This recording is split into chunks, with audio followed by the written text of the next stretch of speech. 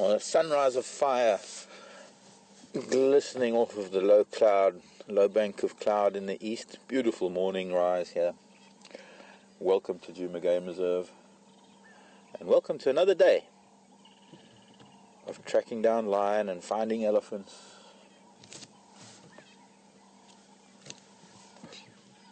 And looking for leopards.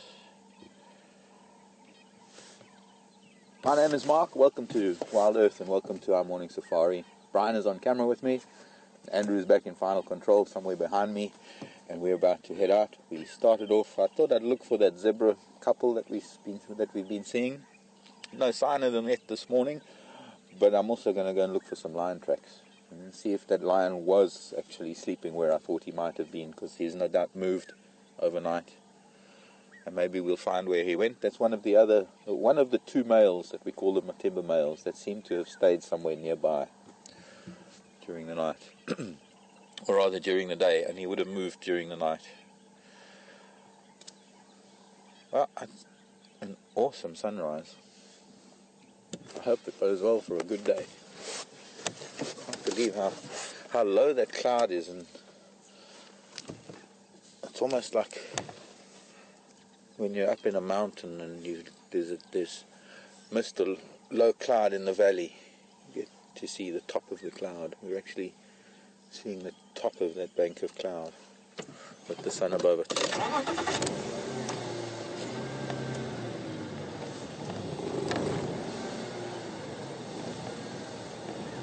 This is Djuma. This is part of the Greater Kruger National Park, part of a wonderful area of wildlife.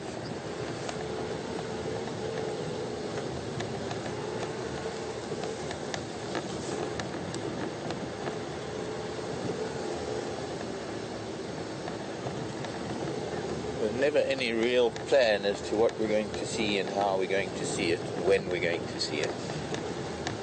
One of the reasons why we have this wonderful little vehicle equipped with equipment to drive the camera around 6 hours a day.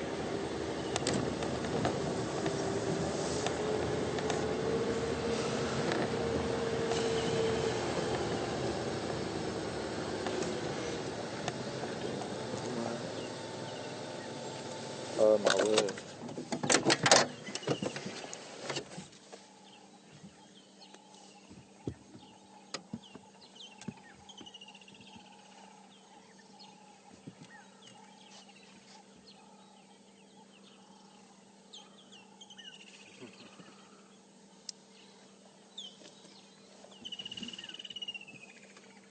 Can you see it well enough? Yeah.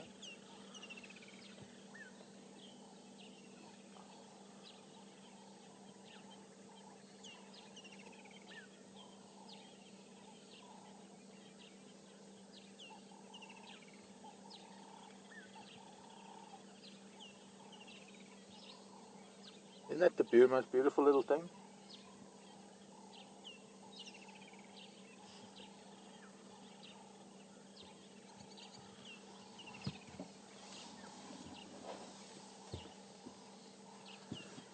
The most unusual thing to see that particular frog out at this time of day, or just maybe not this time of day, just out now.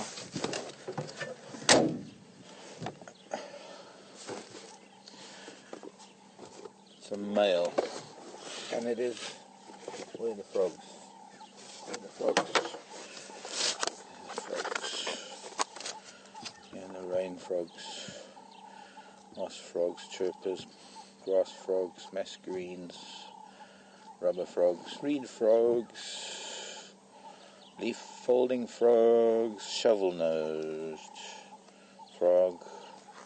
Actually, I should have got a picture of it, but I'm sure somebody would have found time to catch a screenshot of it. I don't normally handle especially little frogs like that. It is not really an aquatic frog. Toads, rain frog, there we go, sand rain frog, which is similar. Hope you got a good enough view of it. Whistling rain frog, see which one. It's one of the rain frogs. And of course, was it bulbos? Did it have that black line in its eye? It doesn't occur here, bulbos. Strawberry. I should have gotten more of a view of it, but I was so awed by it. I forget there's so many rain frogs, and they are such gorgeous little things. Strawberry rain frog.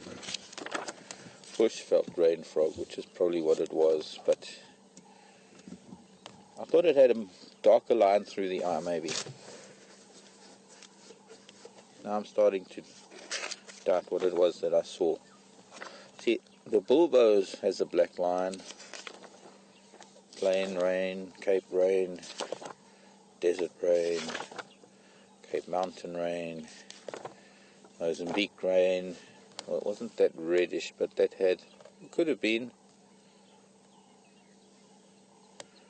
Mozambique rain, maybe not. Namakwa rain, Powers rain, sand rain, maybe it was a sand rain, no, that's only in the Cape. Whistling rain, northern rain, plaintive rain, primitive rain frogs, and then come the toads.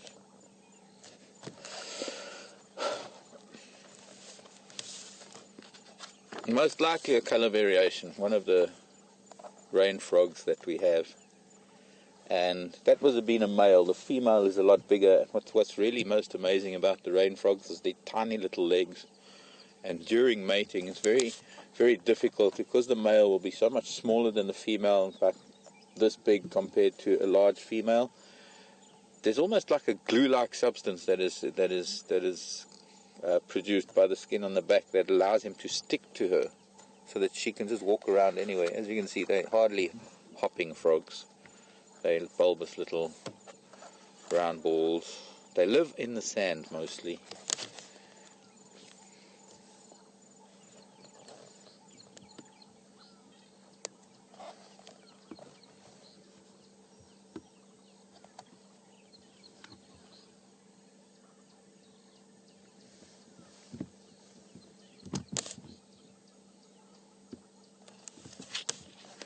Anyways, they're quite endangered frogs, rain frogs, and they are very, very seldom above the ground. And at first I thought it was a beetle from a distance when I first saw it, as we were driving up here. So the zebra were here. It looks like she was lying down. One of them was lying down.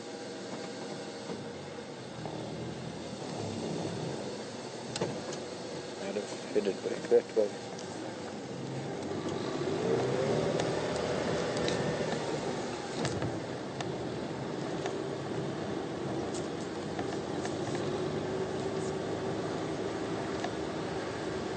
Frogs are probably one of the most threatened types of animals in the world at the moment. In fact, frogs are probably the most threatened because of the manner in which frogs reproduce and the way that they live and the way that they breed. And an unfortunate thing is happening to frogs all around the world. There's a fungus, Chytromedia fungus, that is killing them off in huge numbers. And it's for that reason that one shouldn't really handle frogs. I let that one walk onto my hand and I tried not to touch its body at all. In fact, I didn't touch its body at all.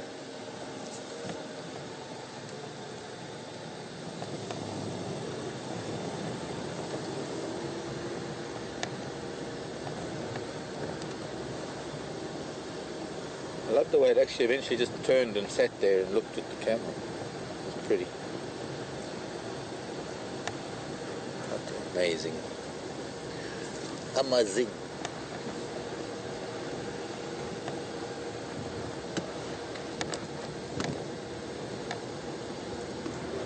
Normally only come out onto the surface during rainfall when it's very, very moist. And they're a type of frog that doesn't even need water to breed in because almost everything they do is underneath the soil. And normally, well, it's not really soil. They live in very sandy areas. That's why we found it where we did. We wouldn't find a rain frog going down into the dip where it gets very clay, where the clay layer is closer to the surface, less sand. Morning, kudu bulls.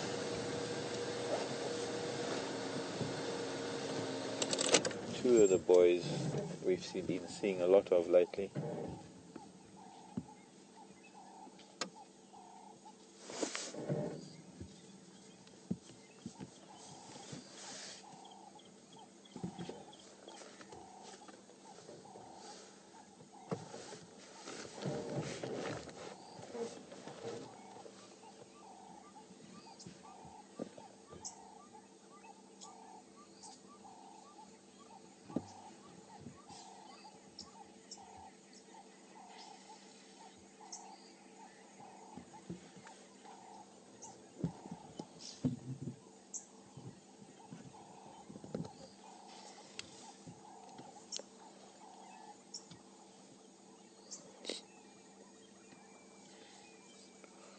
Morning, Marla in Seattle wants to know if that was an adult frog and how big do they get. That was an adult. My guess was an adult male. How big do they get? Well, the females get about 3 times that size. If he was maybe about 1.5 inches long, female can be probably maybe only about 3 inches long, maybe twice the size. Roll forward.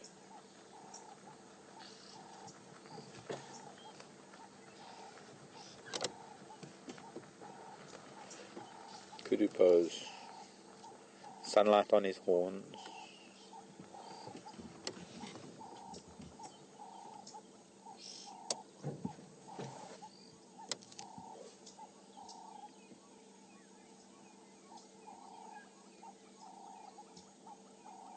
That's more than sunlight on his horns. It's sunrise on his horns. Sunrise sunlight. Your son? Andrew's got a son?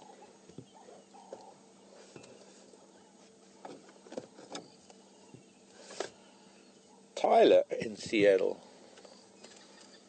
Morning, Tyler. Tyler wants to know when I stopped wearing shoes. Well, isn't that Hercules there? Coming out of the bushes. My monster kudu bull.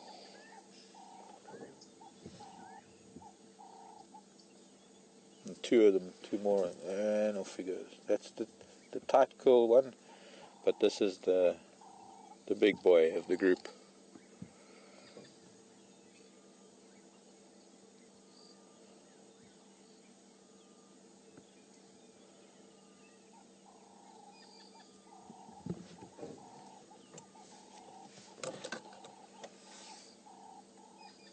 Looks like they're heading up towards the open area. Maybe we'll catch up with them later, moving into some thicker bush for the time being.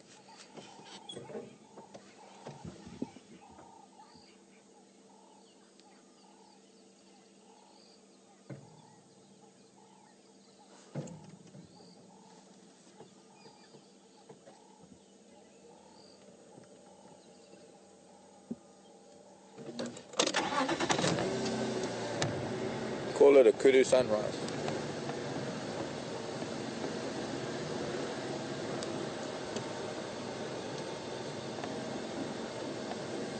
Rick and Susie in Hawaii, busy with a wild dog project in KwaZulu-Natal, and there was a herd of elephant here quite recently. Rick and Susie saying they can come and help with a fireside chat. That sounds pretty good to me. I think that sounds like a phenomenal idea.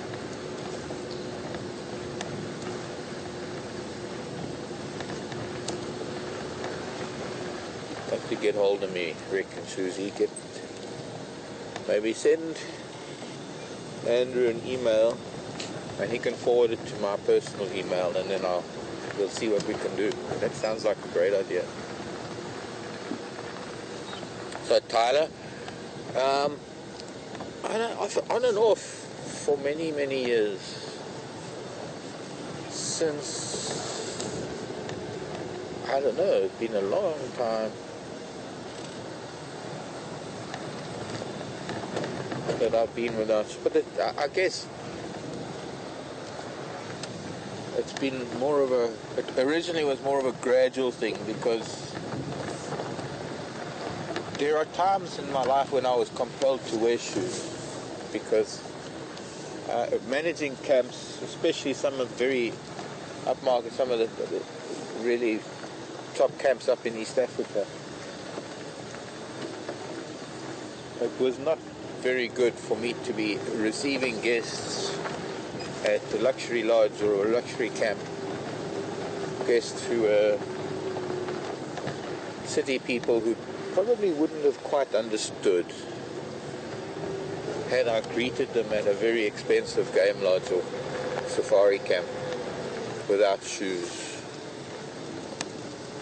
And so I used to have to put shoes on for entertaining people, sandals, and then I always used to wear boots. I mean, a lot of the time that in my life I've spent on walking safaris on foot, and when I'm on foot with guests out in the bush, it's not exactly the type of conditions that one can go barefoot. And when I'm at home, or now when I'm here and I'm walking around casually, I'm never far from the vehicle. It's one thing, but to do a 5-6 hour walk through some really harsh terrain, carrying a 15-kilogram backpack and a very heavy rifle, and having to have a fair pace, it's necessary to wear boots. I think the last few years I've spent the most time that I ever in my life without shoes, because I found myself under circumstances where I don't really have to wear shoes. If I don't want to wear shoes when I'm in town and I walk into the bank, I won't. It's not uncommon. Some people look at me and frown. Most kids in this part of the world walk around without shoes on. They go to school without shoes on. It's a way of life when you have the kind of temperatures in life that we do. I do admit it's a little unusual for an adult to walk around town barefoot, but I'm not the only one. There are one or two other guys or people that do. I've seen the odd woman walking around barefoot too. Some people also like to feel in touch with the planet's energy. But sometimes I do put my shoes on in town because I need to do business, and it's just, I suppose, disrespectful, some people might think. Now, I was going to stop at the hyena den, but there are these elephant tracks that I can't resist, because they might have already crossed over south of us. There's a whole big family here. It might well be the family we were with yesterday. Sorry, Dove. And it looks like they are still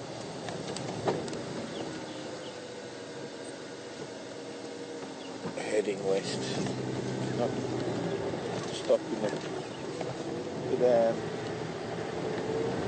I haven't seen any sign of this lion, if he was here somewhere.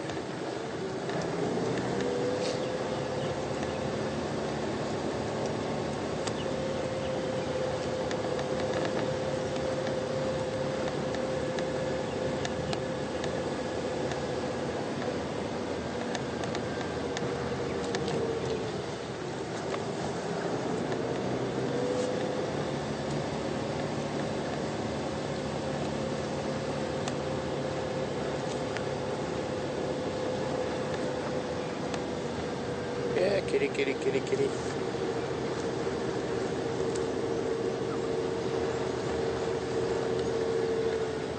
Time to find a cat up a tree. Probably why we haven't seen any cat.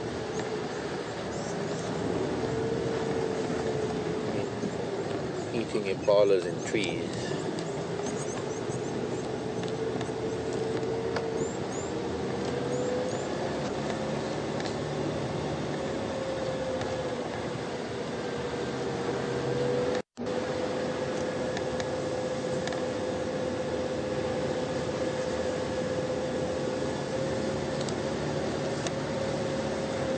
Oh, a little steenbok running across the road.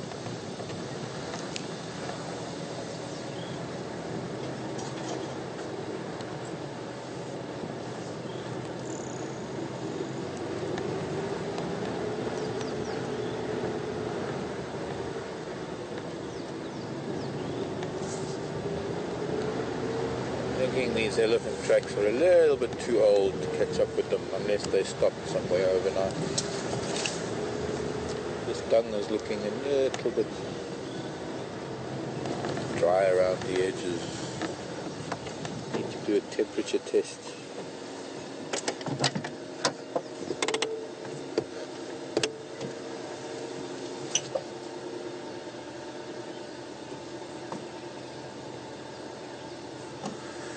Very cold to the core. These elephants were there hours ago. They're probably well on their way to Arathusa. They're heading west, which means that they could have headed towards Arathusa. Maybe we'll go back to the hyena den and then make our way west again towards, and just cross through. I didn't see which way they crossed, but we'll soon find out. But if they continued on the westward journey, southwest, northwest, they would have ended up somewhere on Arathusa.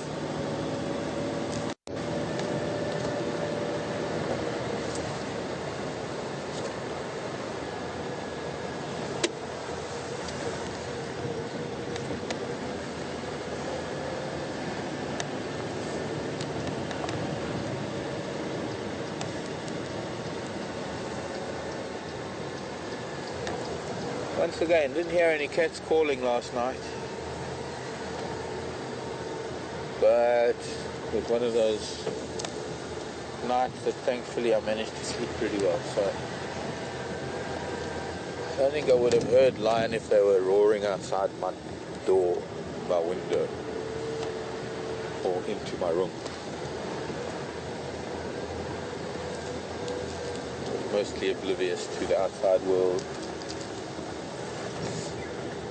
These elephants, the tracks we've just been following, they must have come right past camp as well, because I saw their tracks as we were leaving camp, crossing onto quarantine from Uyatela.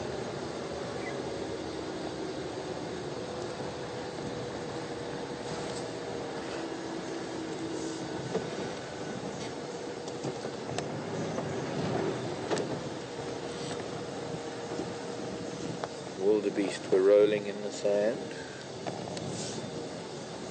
Oh look, there's a bit of a cloudy, misty haze cloud coming in. Coming to take our sunrise away. Please don't take my sunrise away. What's that song? You are my sunrise, my only sunrise.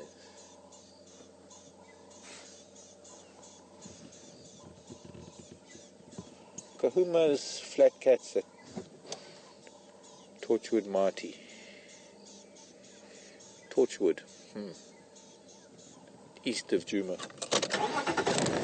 Means that maybe lion, like the timbers, have headed east to go and join up with them.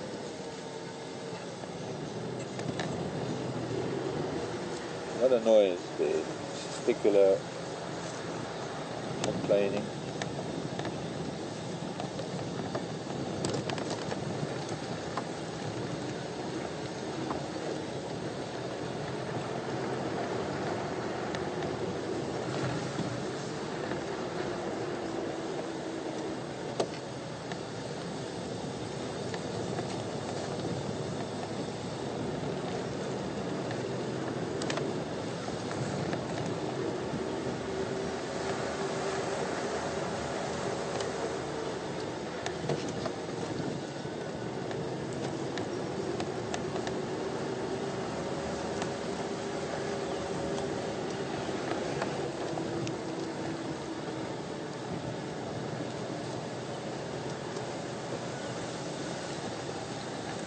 Morning, Rick, Susie.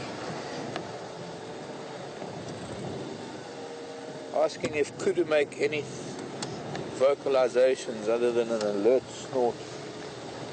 No, well, actually it's their alarm bark is very loud. It's probably one of the loudest of all antelope. It's a very loud bark. All of the tragolaphids, the spiral horned antelope, have a barking sound. Well, it almost sounds like a dog, but it's just a single bah. And well, maybe one of these days we'll hear it. Amazing that we spend so much time with these kudu bulls, this group of kudu bulls. We've never seen them stressed, we've never seen them in distress or alarming.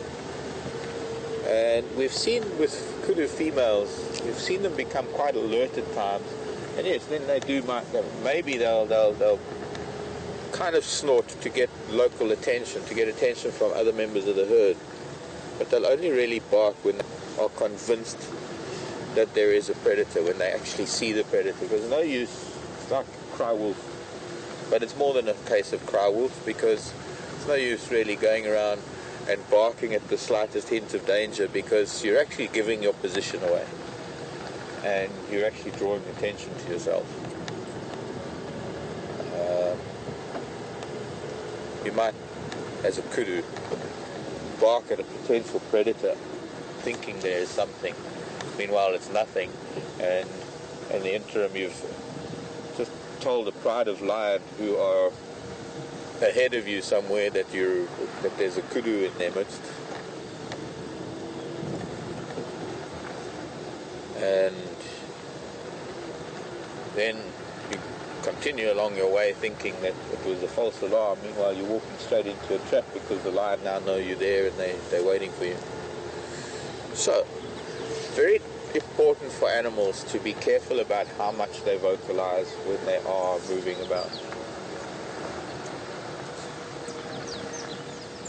That very fine line between making yourself heard or not making yourself heard. Elephants crossed here. Some elephants did. Whether it was that lot or not, I don't know.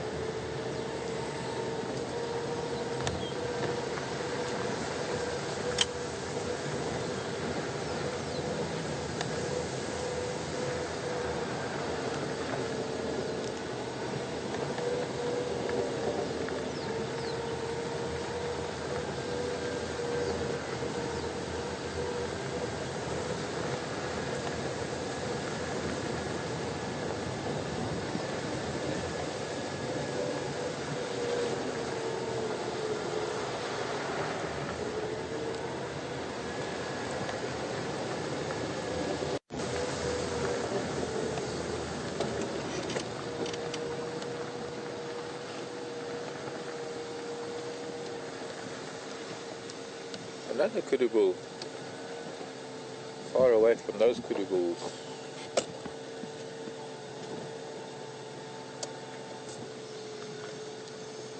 Sneaking off Western Gari onto Little Gari. This is the famous Little Gari junction where we, for some reason, I guess because it's a four-way crossing, and I'm not even sure what there is where this kudu is headed. There might be a dam in there. There might be something. More elephant tracks going in there too. Might be something in there that is important, that makes this a high traffic area, like a dam or just a highway. So often that we have cats coming in and out of this little junction. Bye-bye, Mr. Kudu. This time today, nothing of excitement. Elephant going the other way.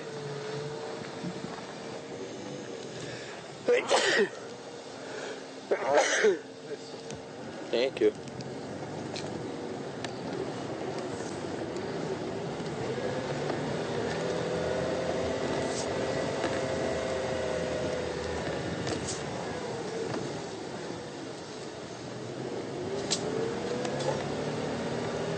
Quarantine and Djuma have to be moving around again on Western Gari at some point. It's time to find their tracks. So far we haven't had any sign of them other than quarantine male being treed just behind us, down that road on to Little Gowrie. A few days ago he was treed by 2 of the Styx females, Styx lionesses.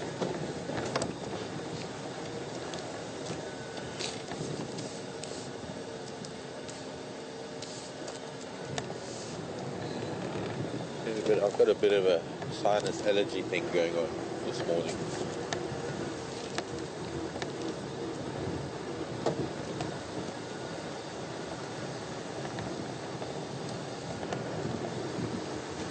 Wow. Apart from a hippo being here, this certainly wasn't hippo getting mud on these leaves. You can see how much mud there is.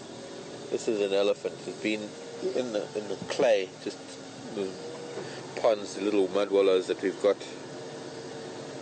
that we've just passed, and looks like he used this little tree to have a good rub, have a good scratch.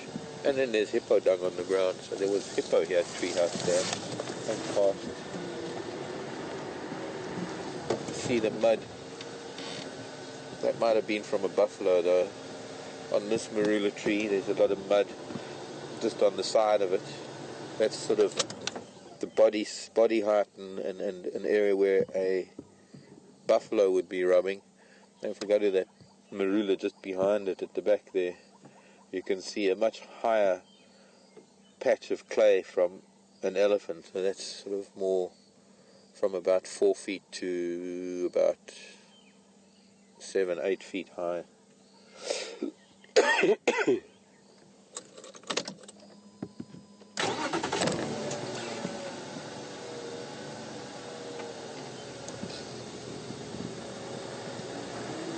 Always find the trees surrounding a mud wallow have a lot of clay on them from a very important process that these large animals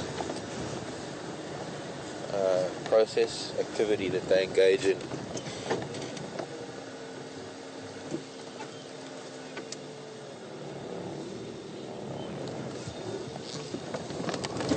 The mud cools them down and it protects them against the sun, but I think one of the most important aspects of the mud is that it's a clay, and it cakes around ticks and parasites and other things, and when they rub it off they're actually helping rid themselves of parasites. And these are the hippo tracks going down towards the dam as well. I haven't seen a hippo here at Treehouse for a while, and it looks like it's a big bull that must have come in from the south.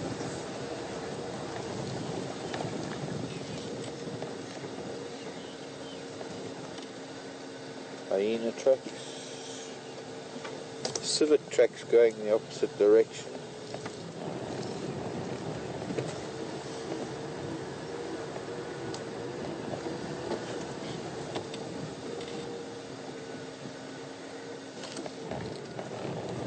Looks like it was quite a busy road yesterday, last night.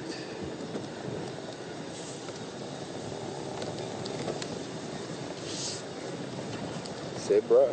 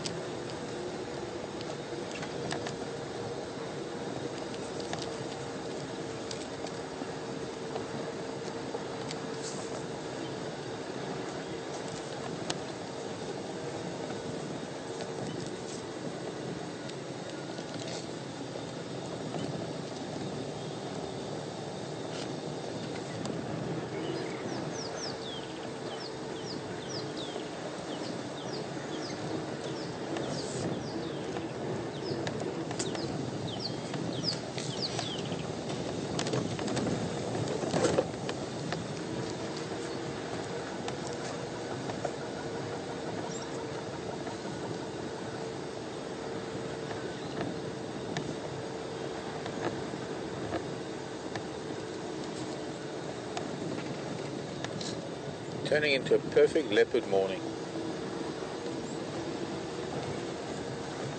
Instead of getting warm, heating up because of the sunshine, it's getting a bit overcast. And a bit overcast means that cats can move around a little bit longer than normal.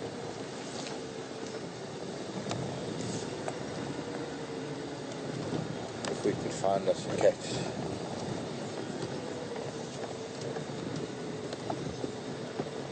Not here though. It's a little bit early here at Treehouse Dam. The hippo must have come through here and he's not here now.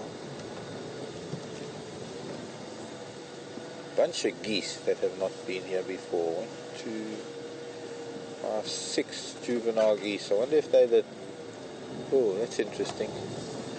There's an adult here as well. There's an adult on the dam wall. If they're the 6 geese from Gowrie Dam, that means there's something happening at Gowrie Dam. 2 adults. 6 goslings.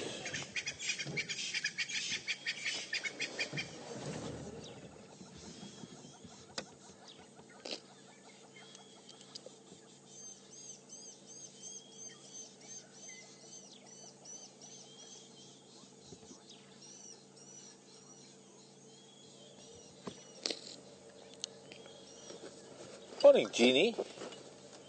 In Washington. Do predators know the animals by their alarm calls? They do indeed, Jeannie.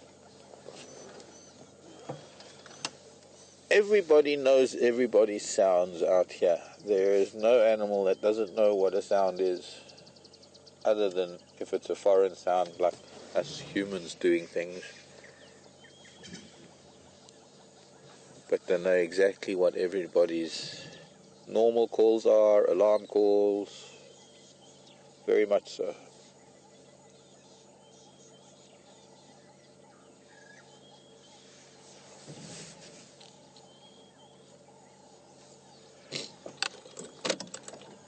Okay, we're going to move along.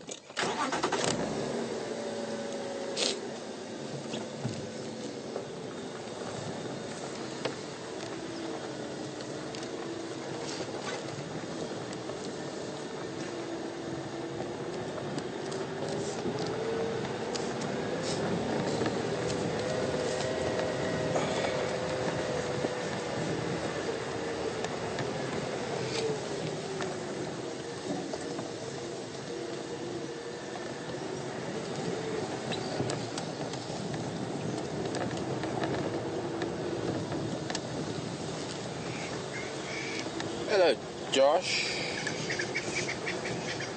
Josh wants to know if I've ever been bitten by a snake. I have, Josh. I've been bitten by a few non-venomous snakes because handling them, well, you handle snakes, they're going to bite because sometimes they just don't like being handled, or some snakes just don't like being handled. I used to really enjoy catching, I mean, as a kid, I had snakes. We caught snakes out in the bush and we would, anyway. I used to go to school with snakes up my sleeve. I had one teacher that hated me because I'd put my hand up to answer a question and my snake would come out of my sleeve. I never used to frighten anybody with them. I never used to chase girls with them.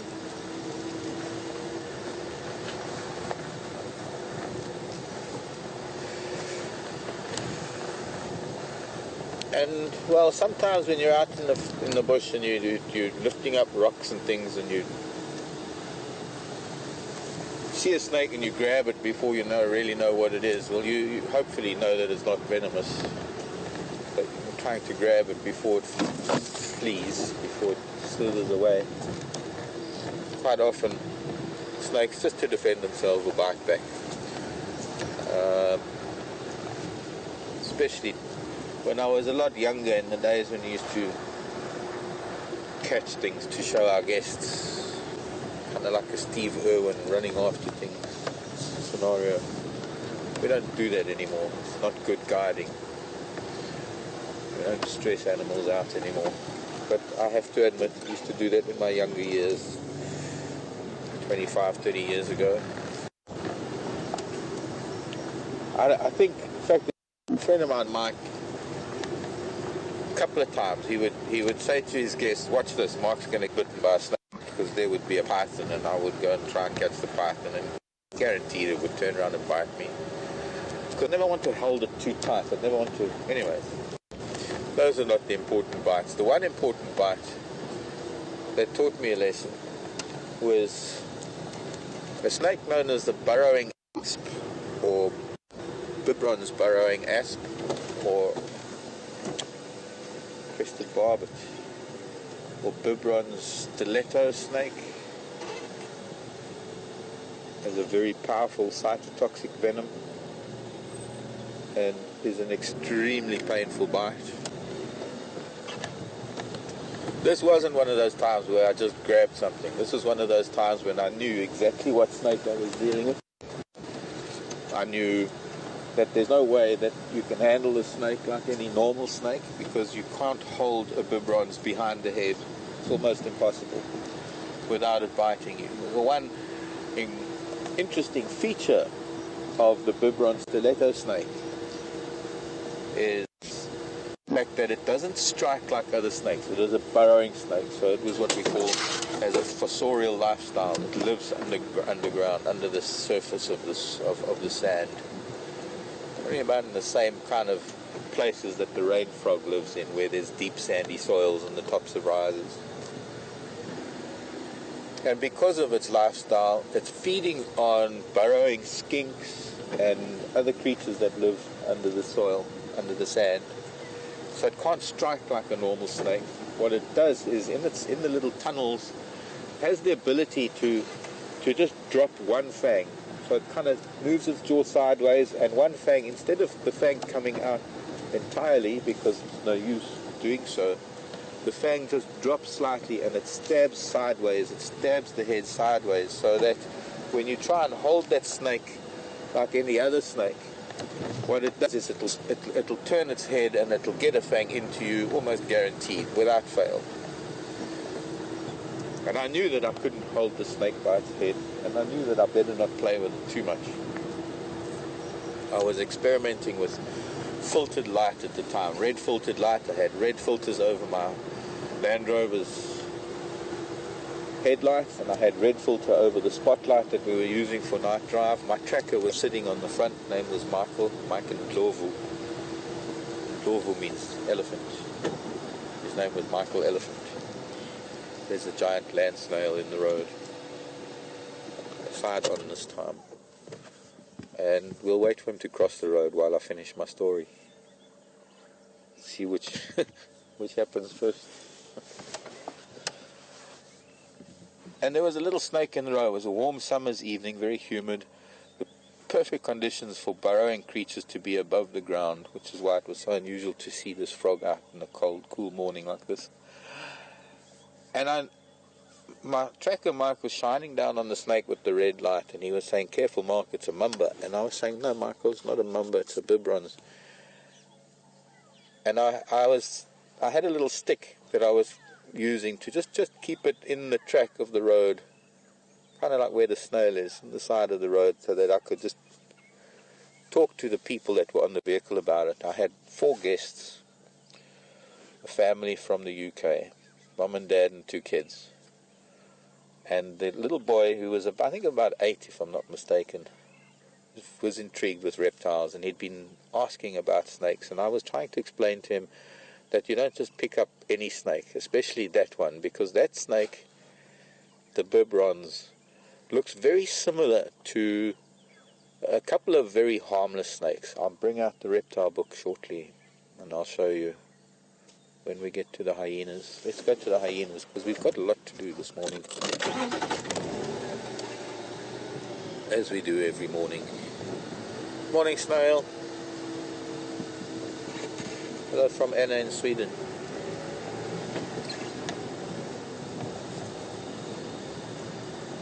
He's probably in Kenya now.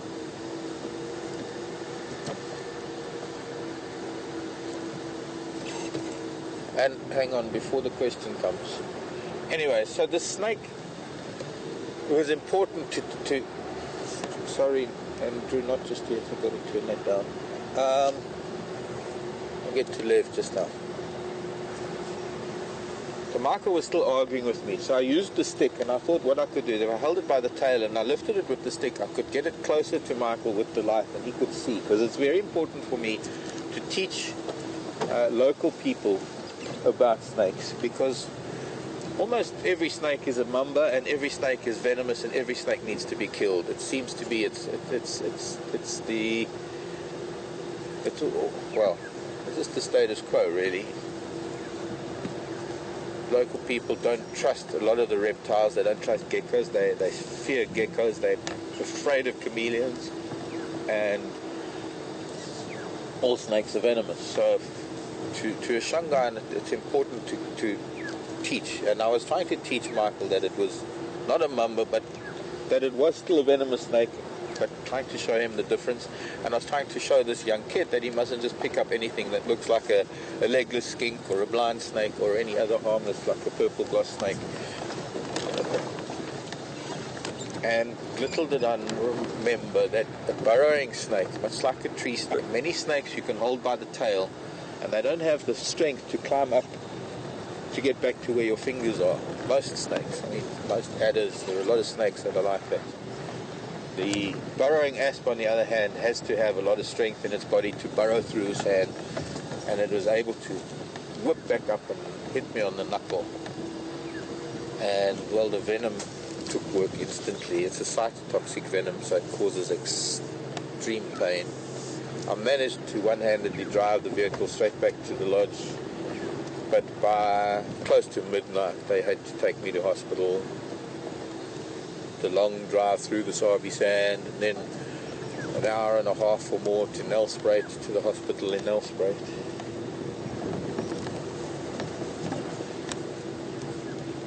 Yeah, I know, sometimes my stories can be long-winded, but yes, there you go. Snake bite story. Something. Okay, Andrew. Lev in Brooklyn had a question. Lev. Oh, hyena pups. Two, the little ones are out. Maybe we'll get to see all four of them now.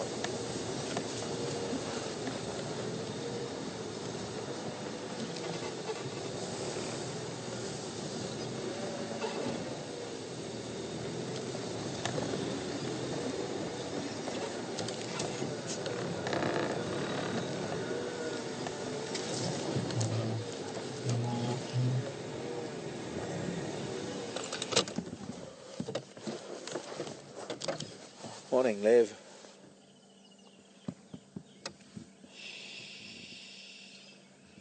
Shalom. Hang on.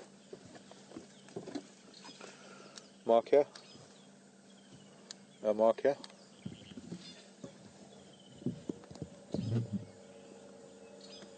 Yeah, firm.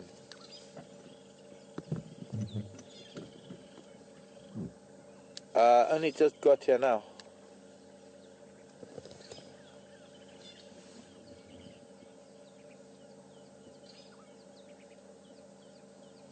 Alright, copied. Apologies.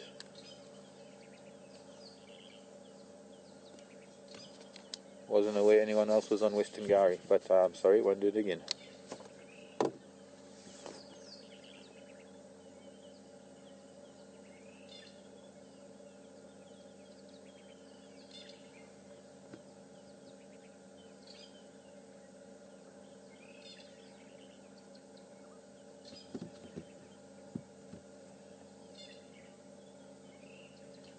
Apparently we've got to ask to come into the hyena den now.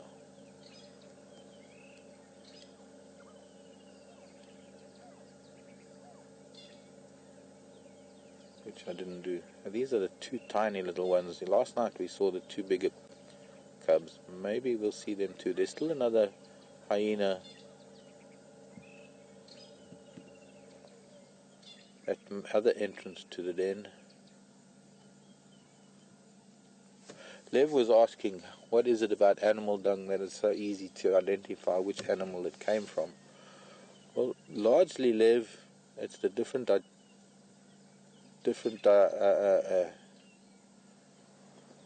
digestive systems of the different species.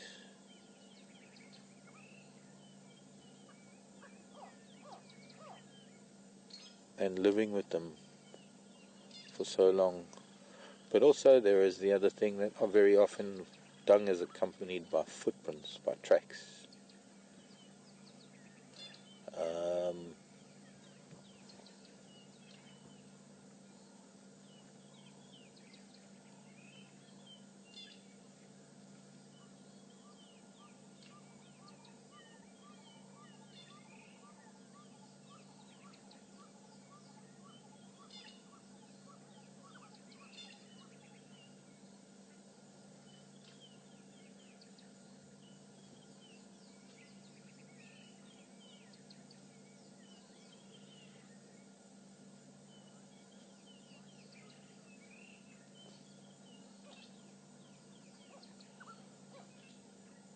Morning to Canada.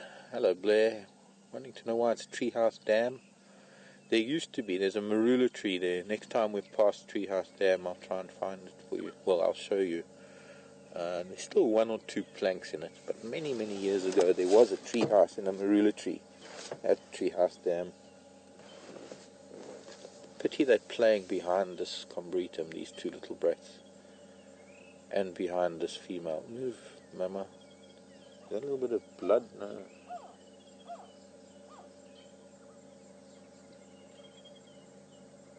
Come on, come and play here.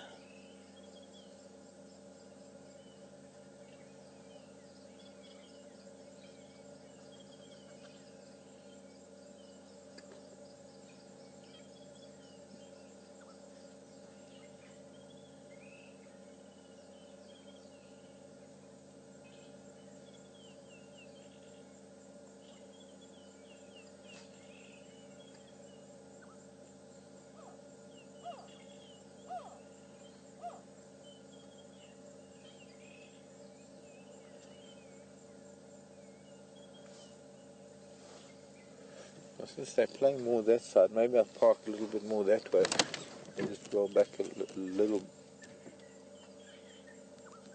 Especially since they're tugging at that bush below.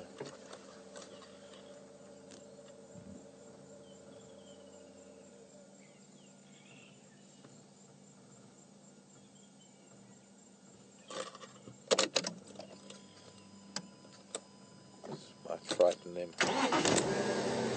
No, too bad. Slowly getting used to the sound of things.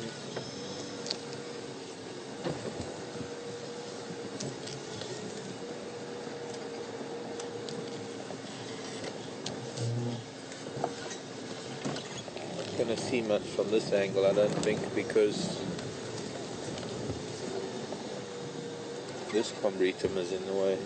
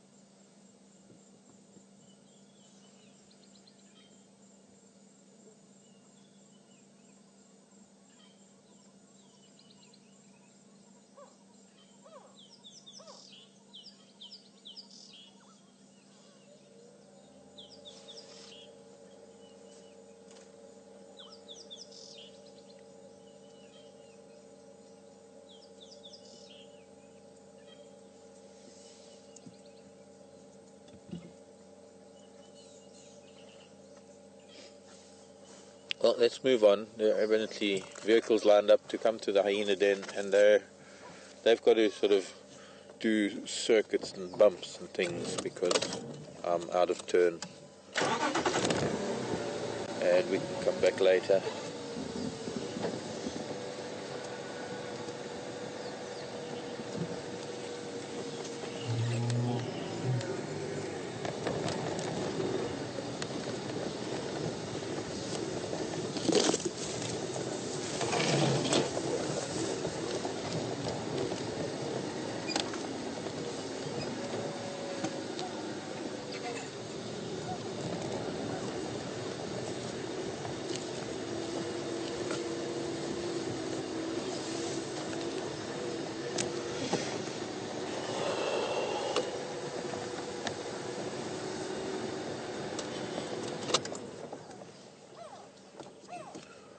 The marker leaving in PC Kaya active.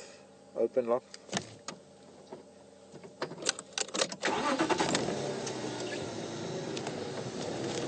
Why do we need to ask? Is that Virginia, I think?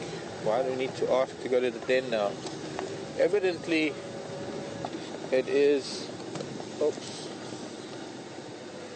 Evidently, it is because the guys that are coming from other lodges want to plan their routes so that when it's their turn to get here, they can drive here from wherever they are, rather than get here and find that there is a vehicle here that isn't supposed to be here. Then they've got to go and find something else to do for another 10 minutes.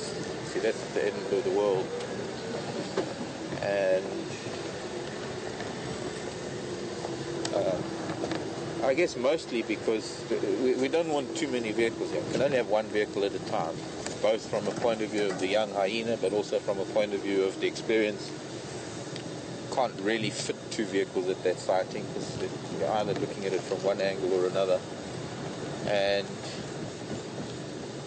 you don't want the noise of two vehicles, two guides explaining things in a quiet situation. So it's all about only one vehicle being there at a time, and you can't just arrive here because there might be a vehicle there.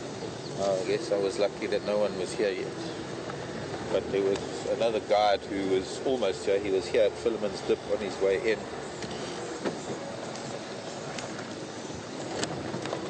To the den when I was there.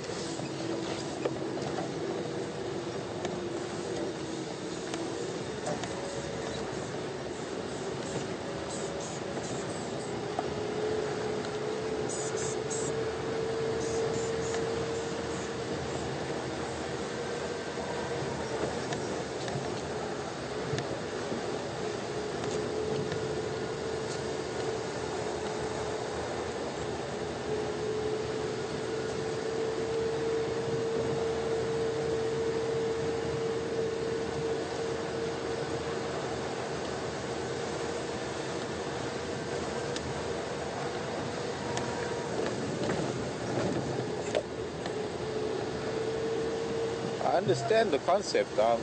Merely there are no vehicles out on Djuma. I thought we were the only vehicle on Djuma. I heard Craig from one of the other lodges earlier. Normally, other guides announce themselves when they're coming onto a property that is not theirs. And normally, the vehicles from that property have precedence.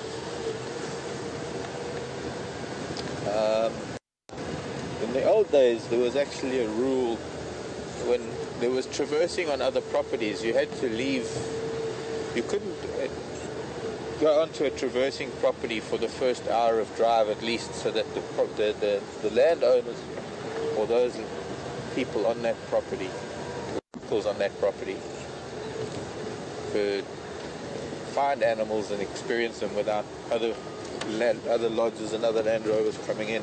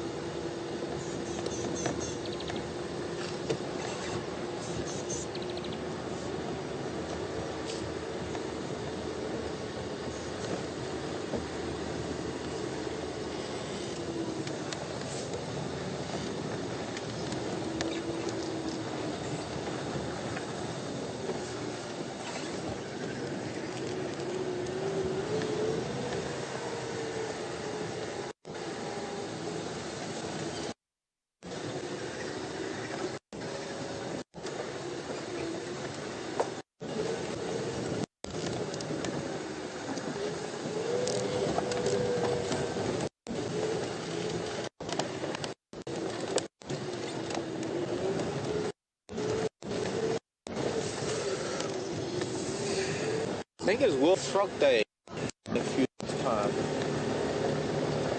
If I remember reading something about that. Or a post on Facebook or something.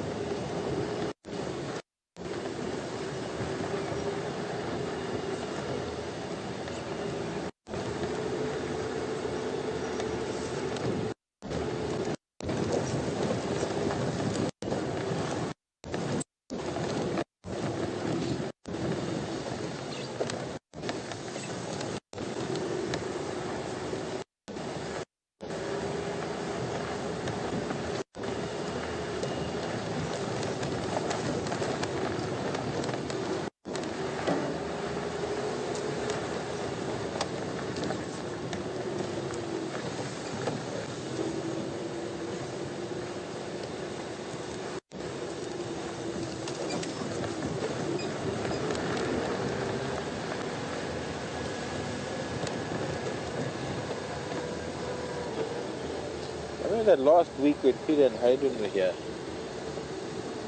we were battling to find leopard tracks as well, or signs of leopard.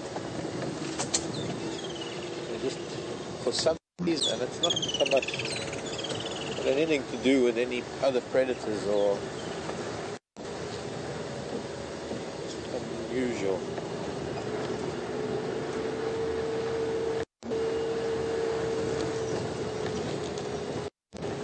Have such a dry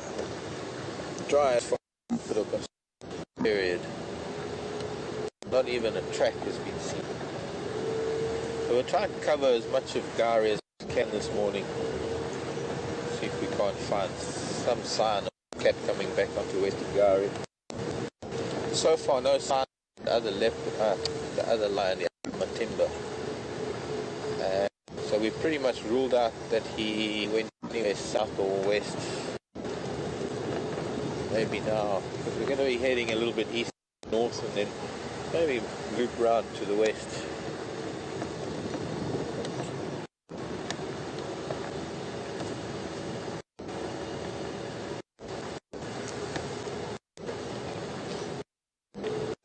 Interesting to see if the other geese are still here at Gari Dam too, because look very much like the family of geese that were at Tree originally from here.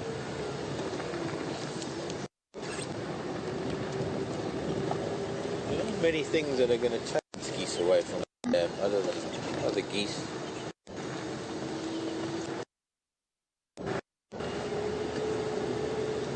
I don't think even the leopard.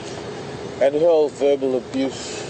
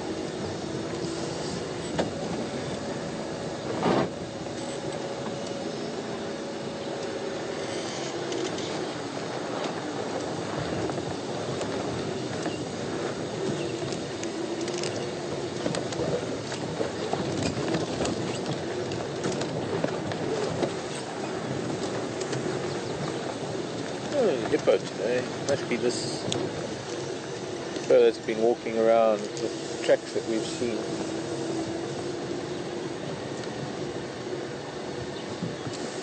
The geese leaving the dam wouldn't have anything to do with hippos, no.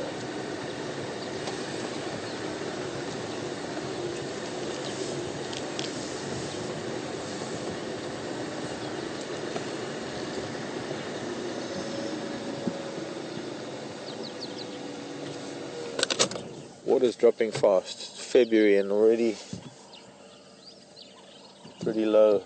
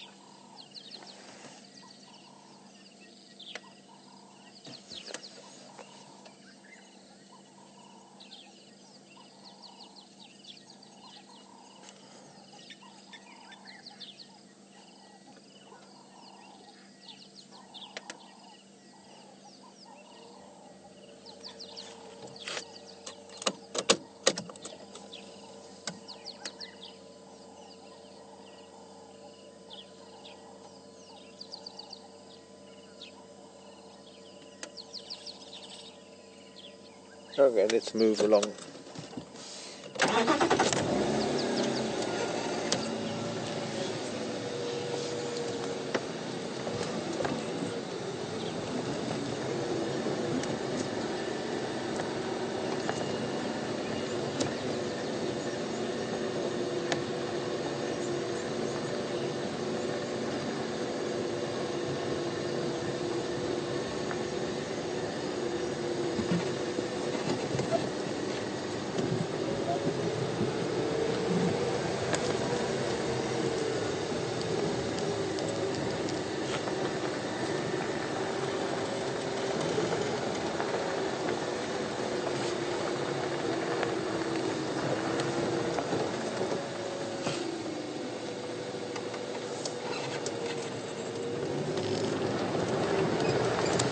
Morning, Gwendolyn, in SoCal, Southern California.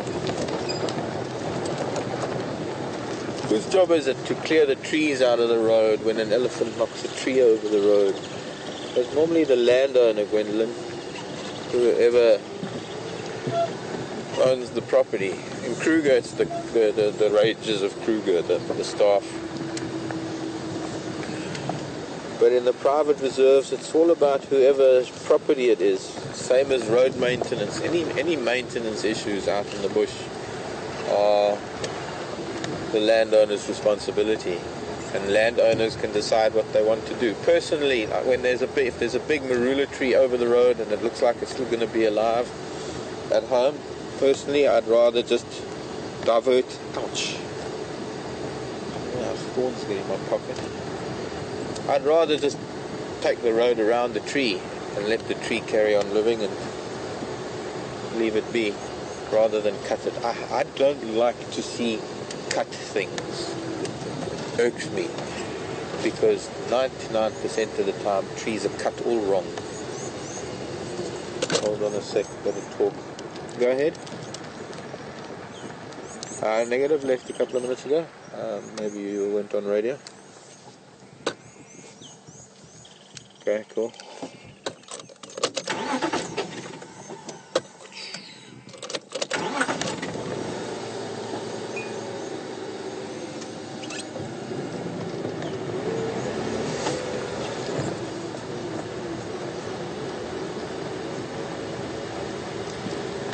Anyways, it is necessary to cut things up sometimes. You can't move the road. We can't change the road.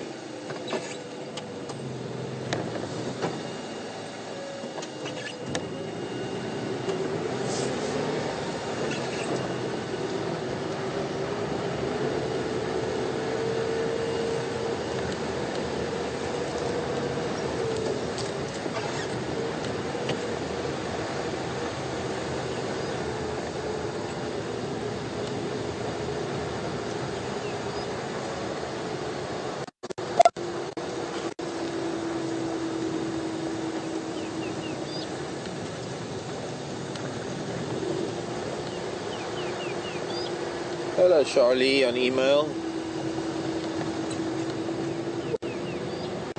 Any news on the zebra, how it was injured or anything? No, Charlie.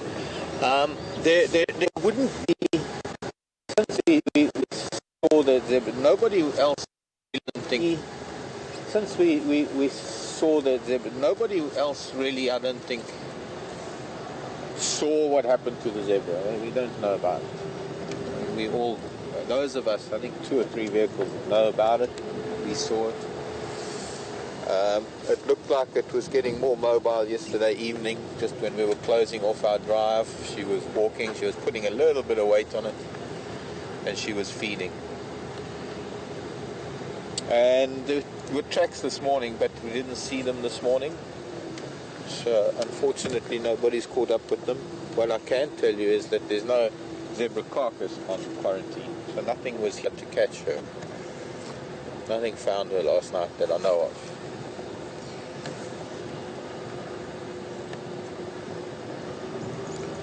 Then you have to think of the thousands of zebra that exist here in Kruger at any one moment. There have to be a fair number of them that are limping at the moment through either an injury sustained running away from a predator or an injury from being kicked or bitten by another zebra. And, oops, sorry, there's a beetle on its back struggling. Let's see what beetle it is.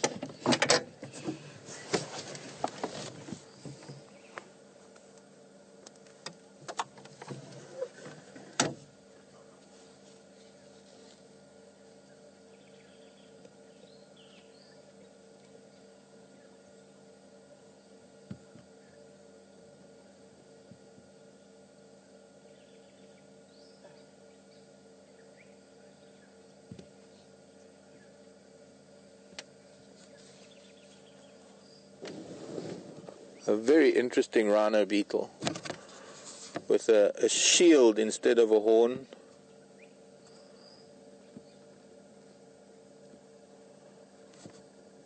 Very interesting shield, in fact. Oops. It's missing a lot of its toes.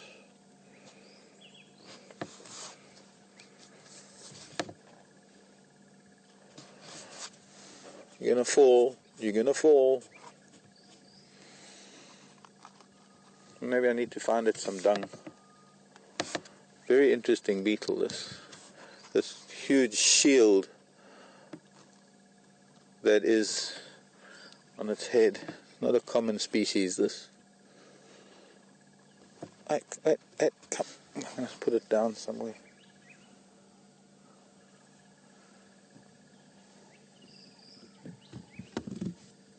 Somewhere where it can't land on its back again.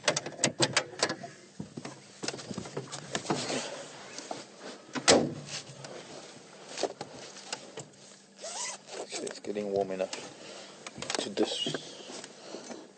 start taking layers off. I wonder where my other big jacket is. I lost it. Maybe it's on Jigger.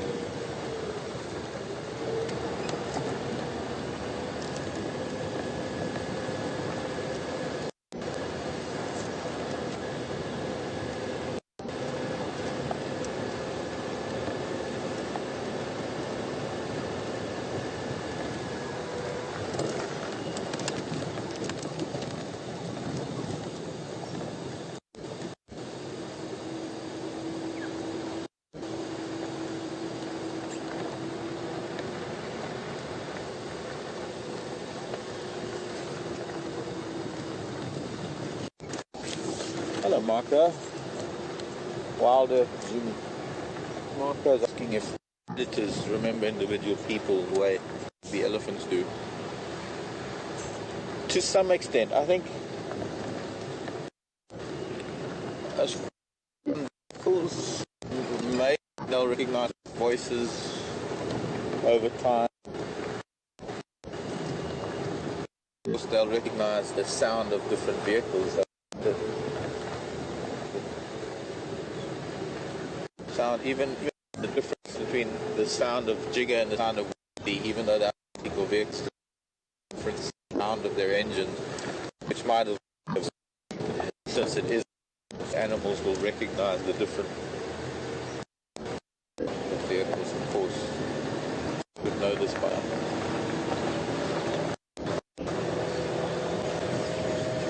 So, I wonder, east or west? Which way should we go? I think east.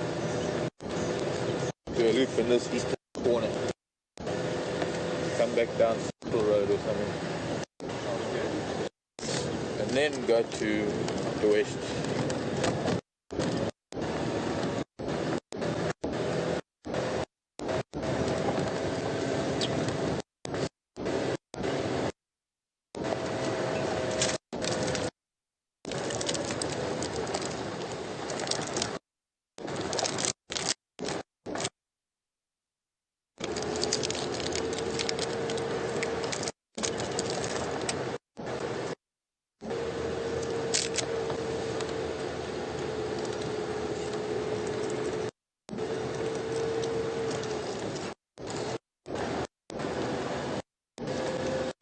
Low GI snack while we're in the bad signal area. Maybe you can hear the rustling. You can hear me.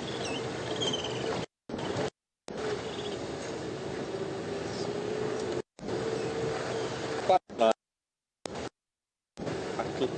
Jungle energy bars.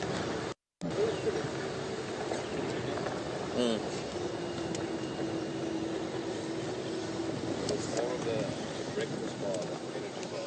This would be nice with milk. Yeah.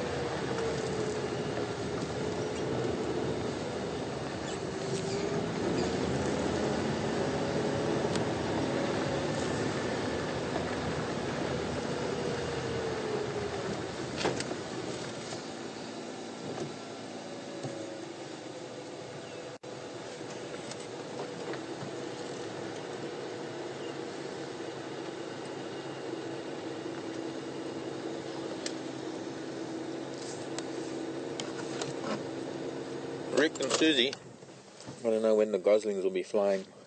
I think they're flying already. That's why that treehouse dam. That must have been how they got there. Looks like a brown snake eagle from here with that broad head.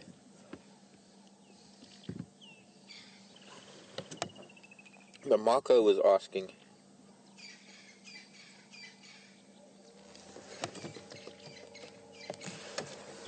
Whether predators recognize individual people. I don't think the predator's out in the bush, Marco. I think the vehicles, they maybe recognize individual vehicles, and then maybe because there's mostly only ever a guide speaking, they maybe recognize the voices of the guides. Let's move. But maybe in camp it's different. At home, there's certain cats that come past my front door. Cats that I'm sure know me from home because they see me walking around, they smell me, they see my Land Rover parked there, they see, well,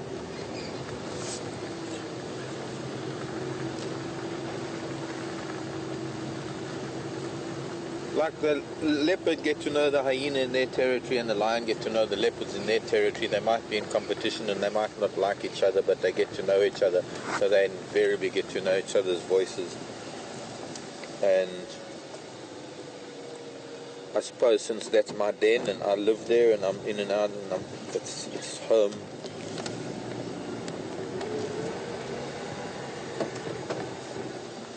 I'm guessing that the cats that come past my house get to know me, recognize me. I saw a track, but it's so many baboon tracks here.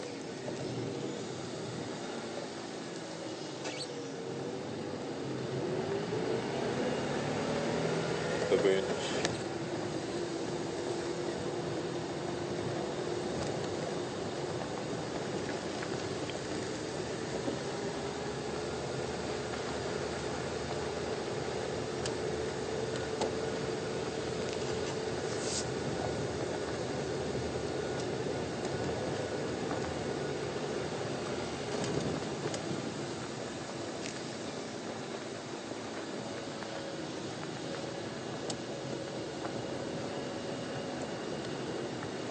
What do the guys do when we're not driving? What do we do when we're not driving around? We do some technical stuff, the camera guys. I'll tell you what we do. We have fairly late nights.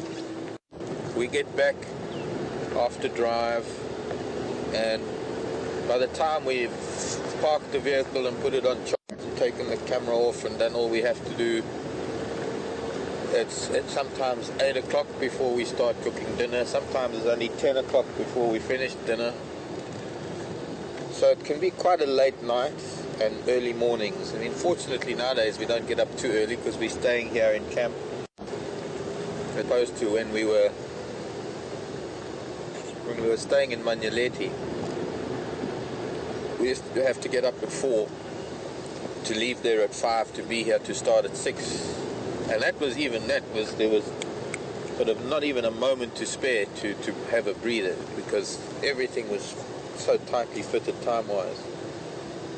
I suppose we could have got up at 3:30 and maybe had a bit of spare time, but when you go to bed at 11, getting up at 3:30 was pushing things. Anyways, cut a long story short, with fairly short nights, at the end of drive, by the time we get back after 9, it's 10 o'clock or later by the time we've had some breakfast. The guys need to clean the camera, they need to sort things out, park the vehicle. Franklin has just been chased by something. Sometimes it's 11 before we can put our feet up for a few minutes, so often we have a bit of a nap around late morning, early lunchtime. Look at this, Mr. I knew there was a leopard here. Mvula, you magic man. Oh, you magic man.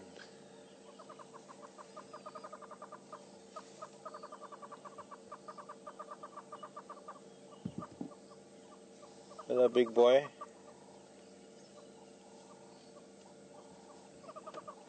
Why don't you just ignore us? Can't even look at the camera and say hello to the world. Oh, there we go.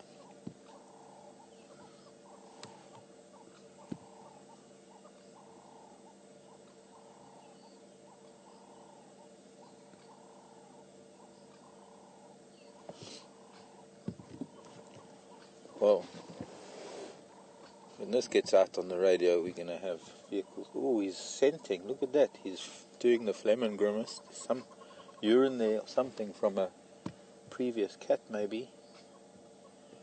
Maybe his beloved Karula.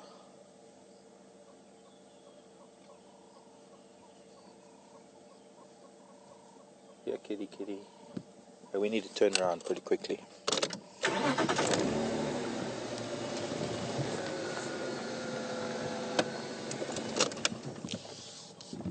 Shortly in a spray. Going on to Biffles at Cutline.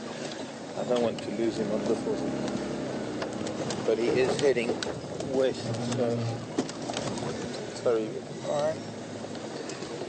Bumpy there.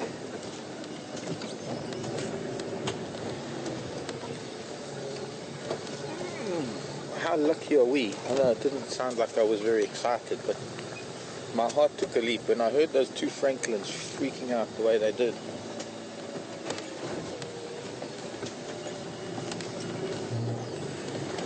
Something just told me, and there he was. We came around the corner, and there he was. I'll have to call it in. I'll probably need somebody who has access to Biffles to come along, just in case he does cross over there. We're heading into this old quarry,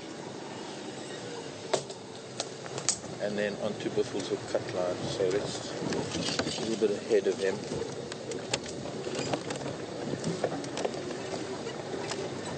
And switch off and watch him approach.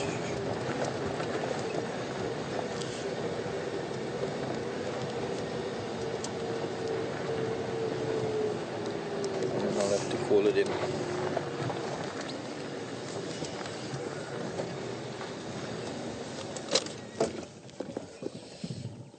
Anyone interested in Ingwe this morning?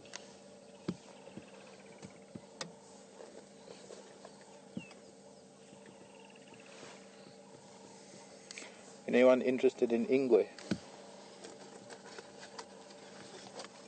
Mvula, Quarry, Biffles of Cutline. Quarry, Biffles of Cutline.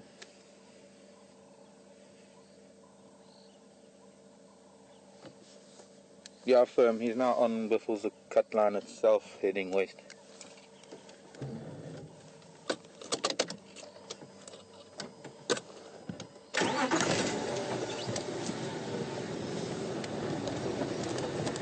Okay.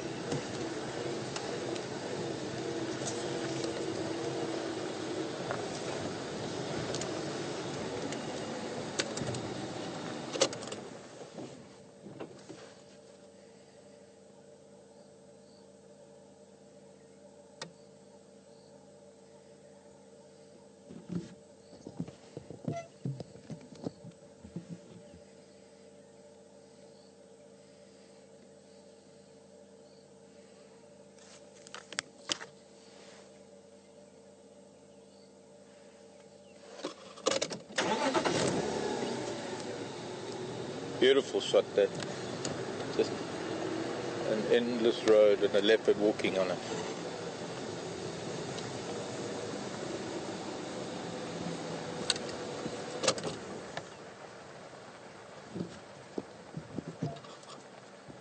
I was hoping to get gravity to work, but we still got a little bit more of a rise to get over.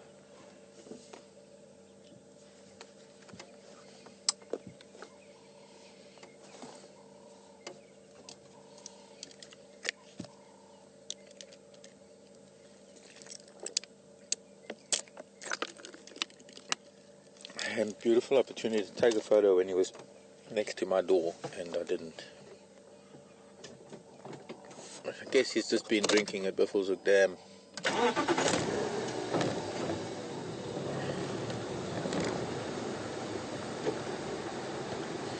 Please don't go into Biffleshoek and Mvula. Please take us to a kill or something.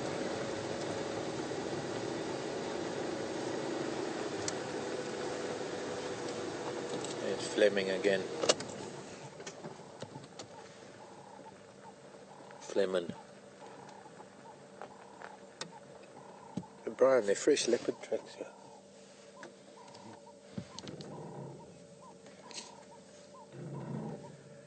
Probably old scent marking from another leopard that he's picking up. And that's why he's doing his own territorial bit.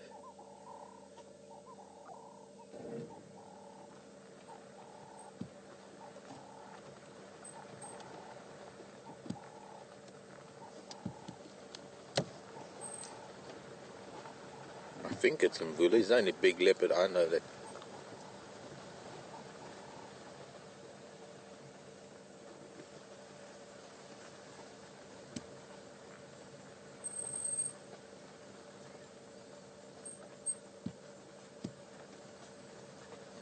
They found Tundi near Chitwa today. So some of the leopards are starting to appear again.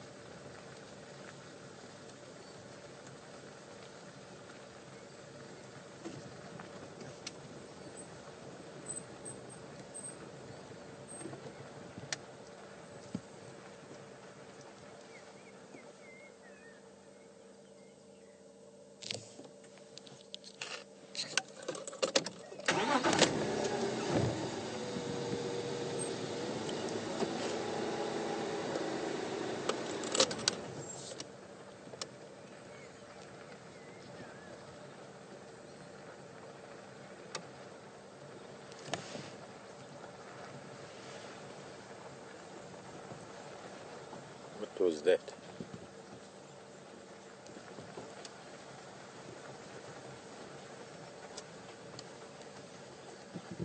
Looking very lean.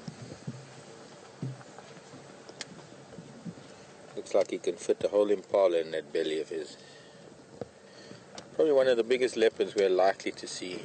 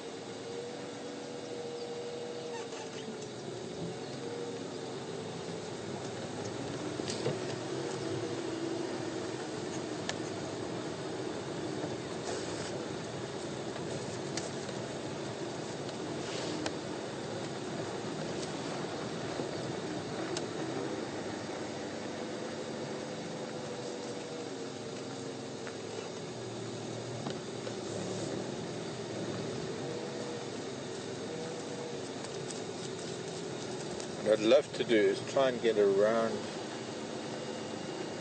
and have him approaching us rather than have him following us, or rather be following him, but I don't want to block his path, and it's difficult to get in front of him right now. I'm hoping that he might decide to turn down Gary Cutline.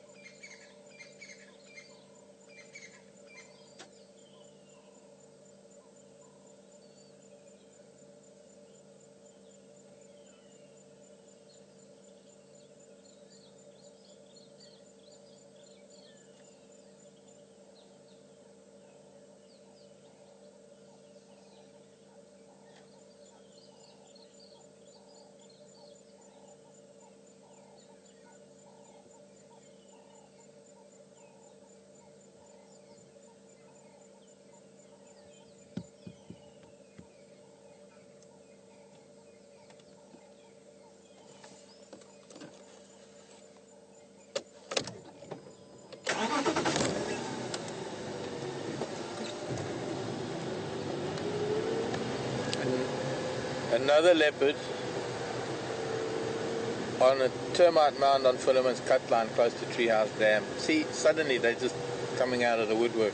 It's leopard day today with this little bit of cloud. That must be one of the boys. Quarantine, I guess. And we were certainly there. In fact, a couple of vehicles were there this morning going past to the hyena den.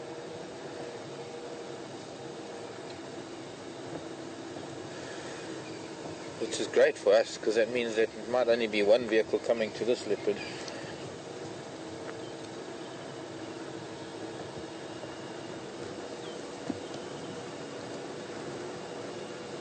From no leopards to 3 leopards in one morning so far.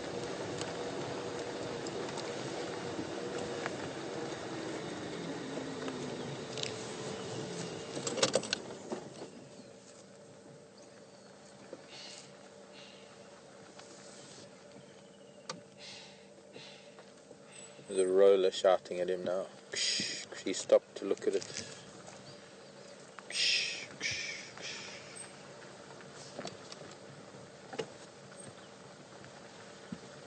I guess he's kind of just looking at the roller saying, really? You want to give away my position? That's Karula.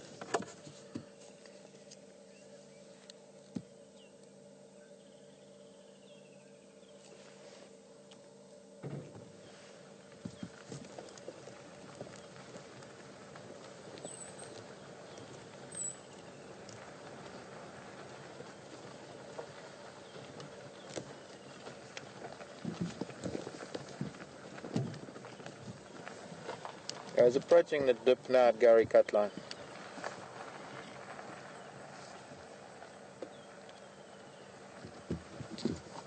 Okay, copied. Confirm that's Karula on Philemon's Cutline.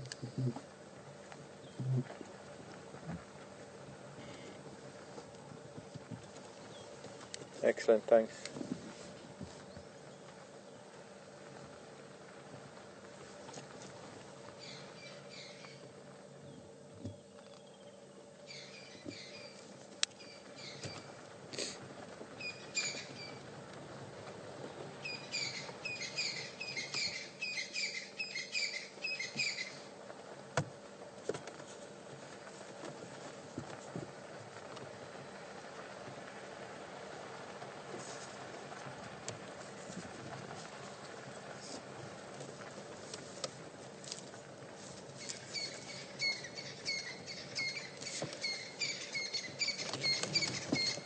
I'm going to let Andrew come through and take the lead for a little bit.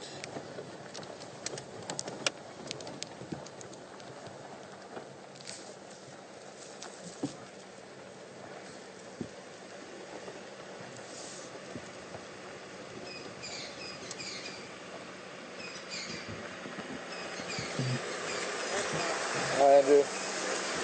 Hi, morning, shalom.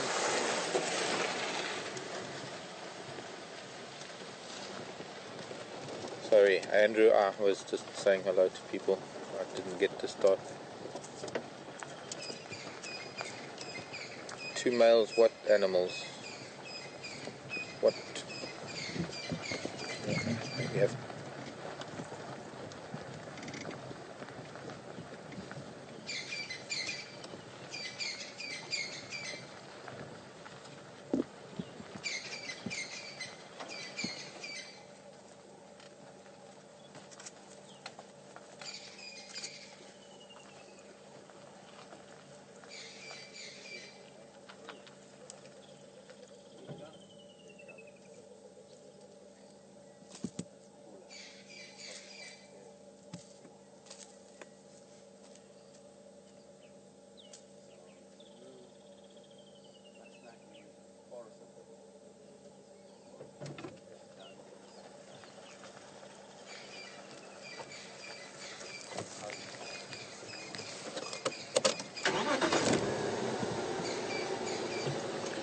Evidently Kunuma was near Baboon Pan yesterday. I didn't hear about that. Not going to be easy to see a track in this sand.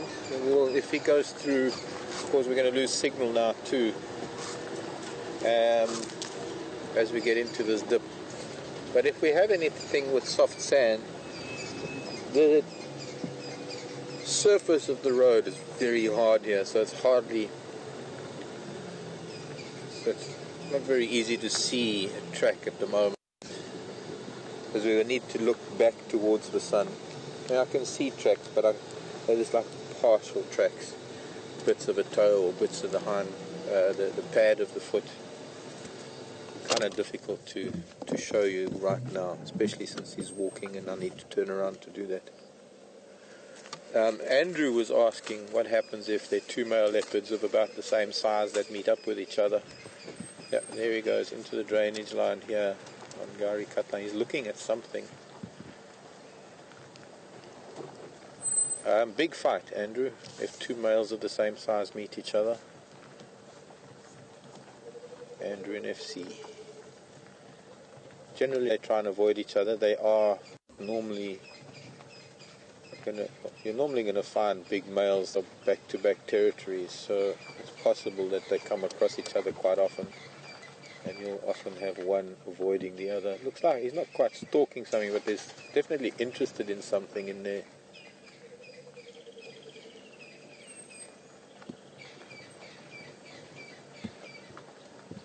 Whatever it may be, the little tail is twitching.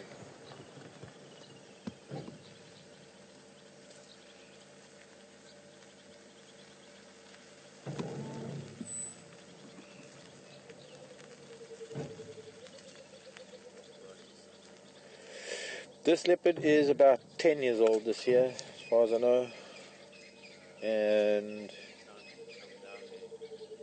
he is the father of those 2 boys, Kunuma and Quarantine Male. Let's see if we can try and get in from the other side.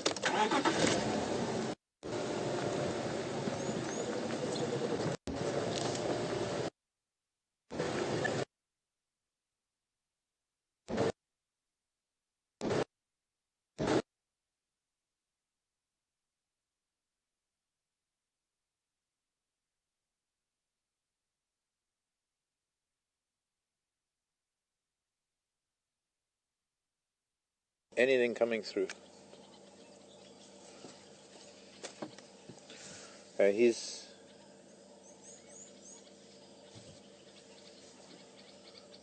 Andrew, there's a Nyala down here. Looks like this Nyala might have just seen him. There, you hear that bark? It was another Nyala that saw him. That's the Nyala bark. Now the kudu bark is a lot louder than that. A lot of birds are now starting to alarm. I don't think he has seen the leopard yet, this one. He's trying to find it.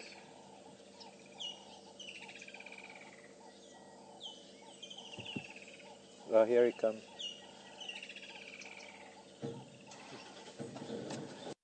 Looking at the Nyala towards him, but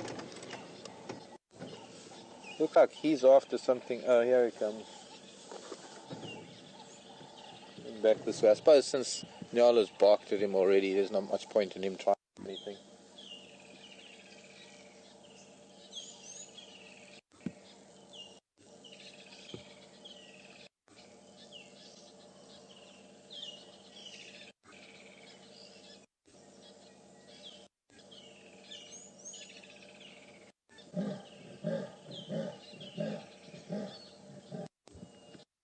I hope you heard that. He's picking up. He's making leopard. That's the sound of a leopard declaring his territory.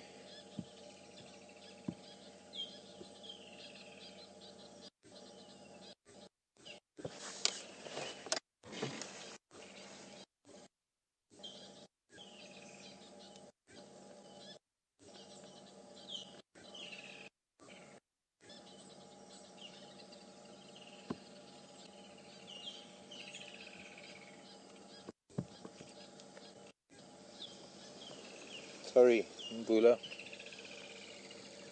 Sorry, dude. Didn't mean to force you to.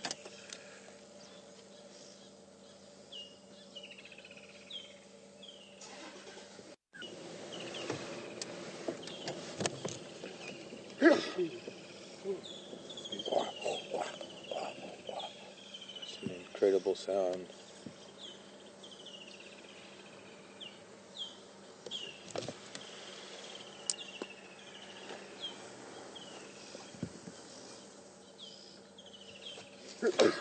Bless you.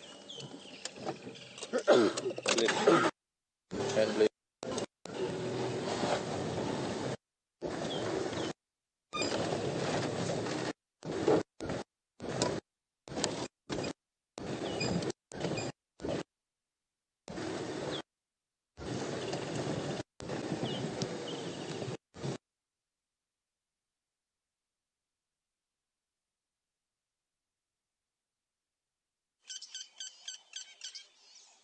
Hello everyone.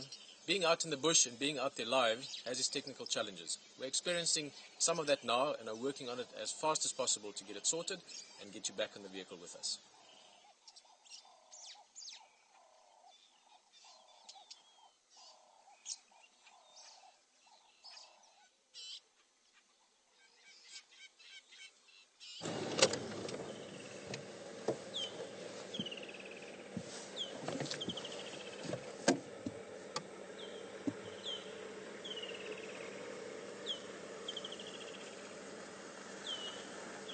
Just a little scratch and a little pee every now and then. That's his fence post.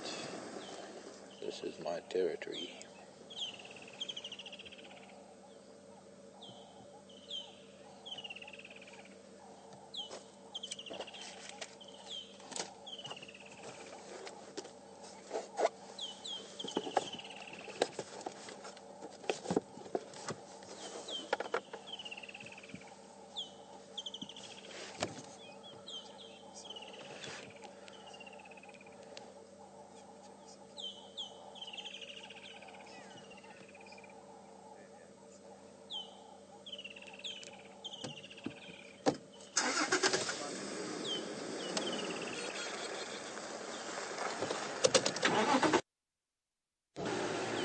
We get to follow him some more.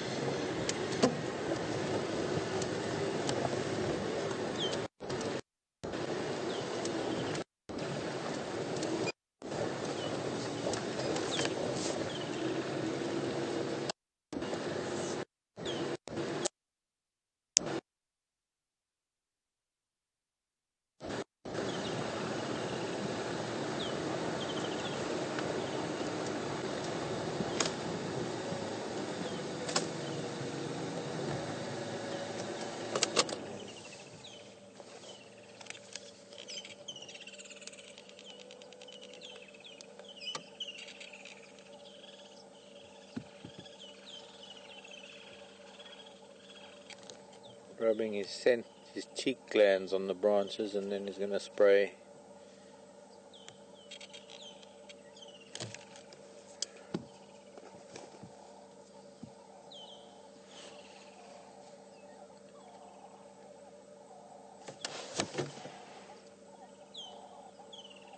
I'd say we've almost covered about a mile already. Just the slow walk that he's on.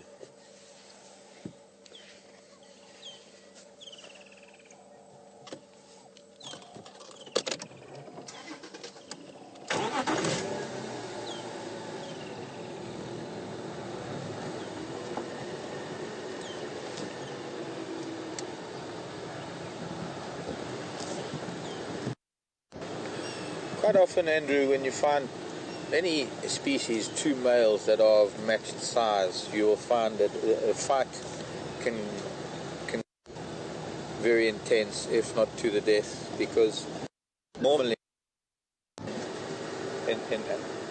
the way it works is that a weaker individual, a smaller individual will give way, will submit, or rather acquiesce, and rather serious injuries can change their lives dramatically.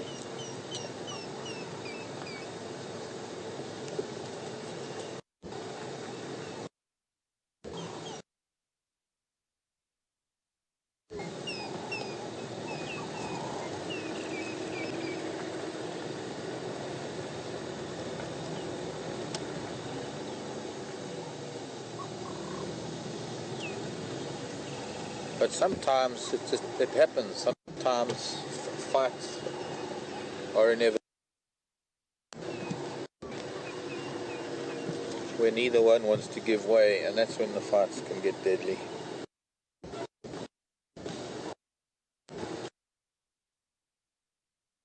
Tracks crossing here going towards Gari Dam.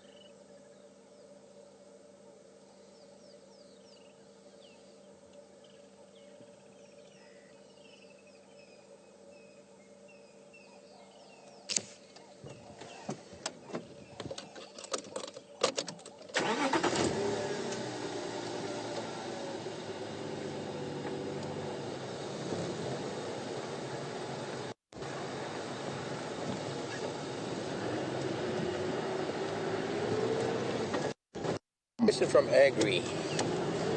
Are leopards generally loners? Generally speaking, yes. They are. Their population is quite dense.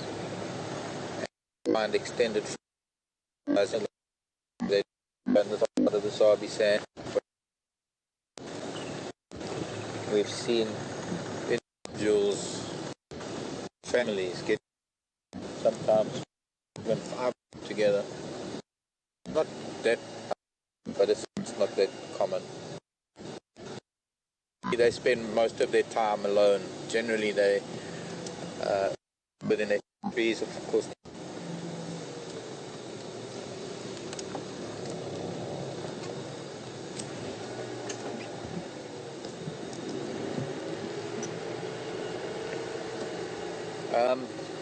Sorry, other radio, I've got to listen to it.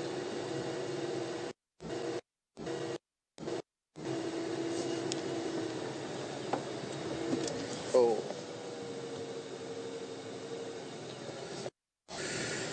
Third echo coming in.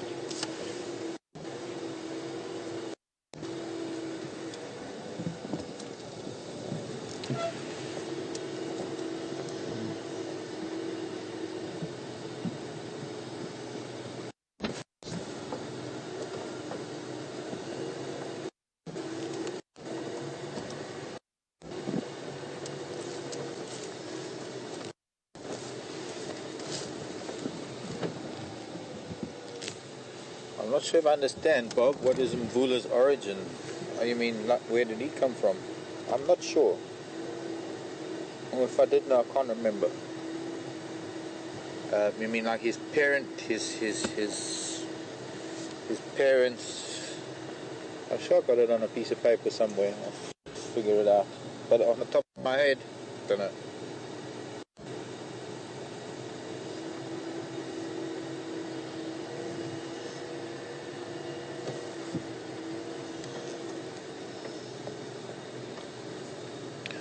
I guess maybe what we should do is go over to Philemon's Dip, see if we can find Karula, because with the third vehicle coming here, it's going to be impossible for 3 vehicles to follow him, to see him. So maybe we should leave Andrew and Craig. Craig is now coming. Or maybe we'll do that when we get closer to Mvula Road.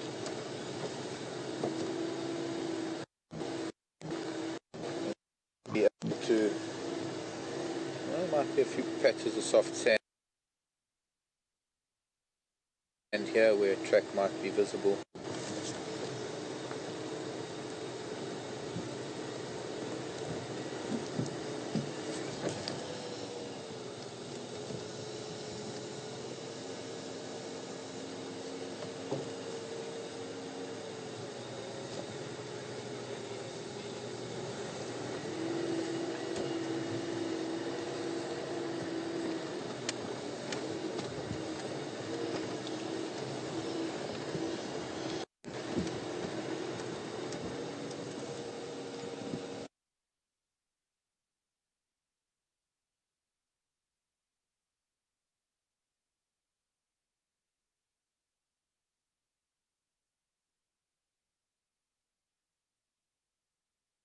Question to answer, to get inside a leopard's head and to know.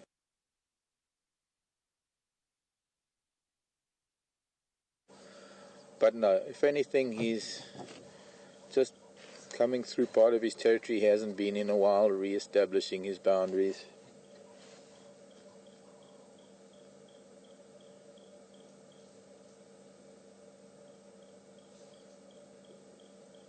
I guess if he came across her scent, if he came across places where she'd been and she'd been spraying, he would be scenting more. He would be doing that phlegm and grimace a lot more, using his Jacobson's organ. Maybe she's in estrus, not sure.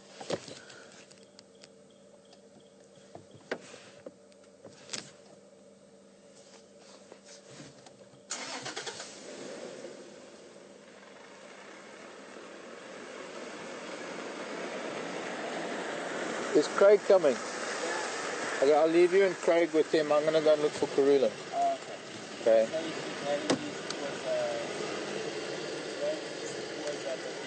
Okay. Cool. Thanks, Andrew.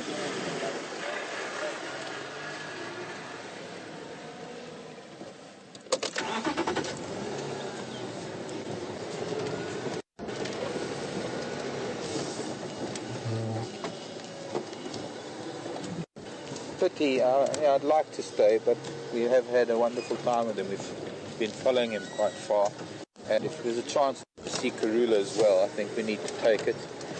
Maybe there's a track I can show you now. Unfortunately, we don't have the sun for it.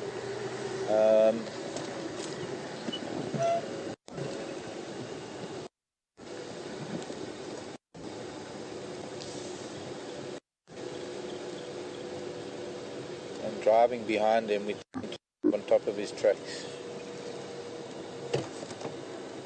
No, there's nothing here.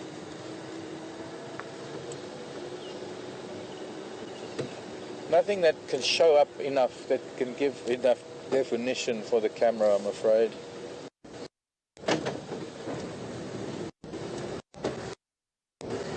Light's just not right.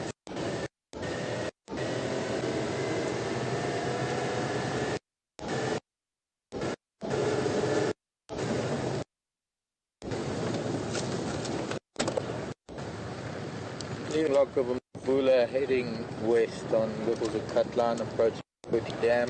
Andrew on lock. Craig.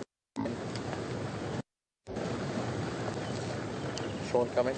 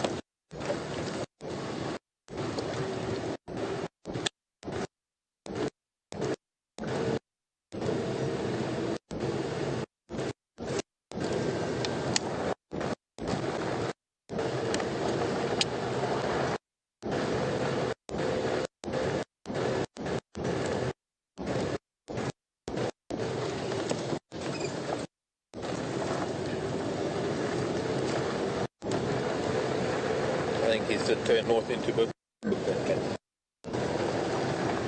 Remember if I heard correctly. So I didn't know. No. Southwest again. So going back to the road.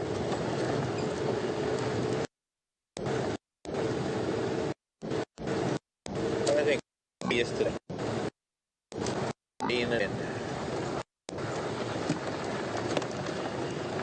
I suppose it was the Eastern Channel that was with Djuma on Chitwa at the Baboon Pan. Why we didn't have it on our radio.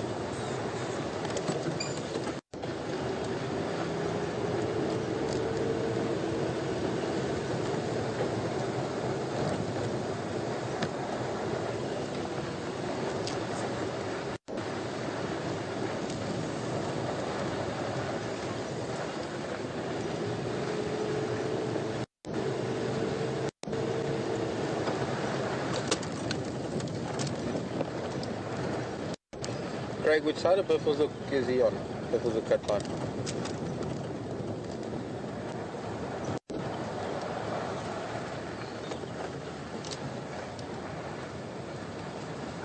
Okay, copy, thanks. I'm going to stay with him a while. Okay, copy, thanks.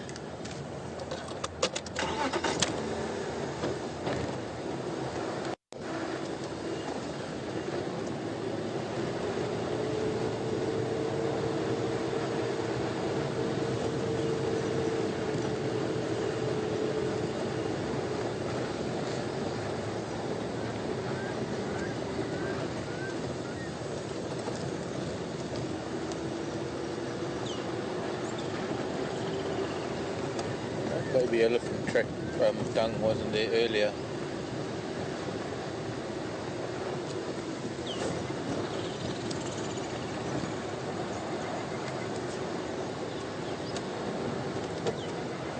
I think that's Kim or Jim. Kim. San Diego. Saying that she's allergic to cats, domestic cats. Are you likely to be allergic to big cats? I think maybe. I don't know. What you're allergic to in cats is not so much the fur as much as it is the saliva. It's the proteins in the saliva, I think.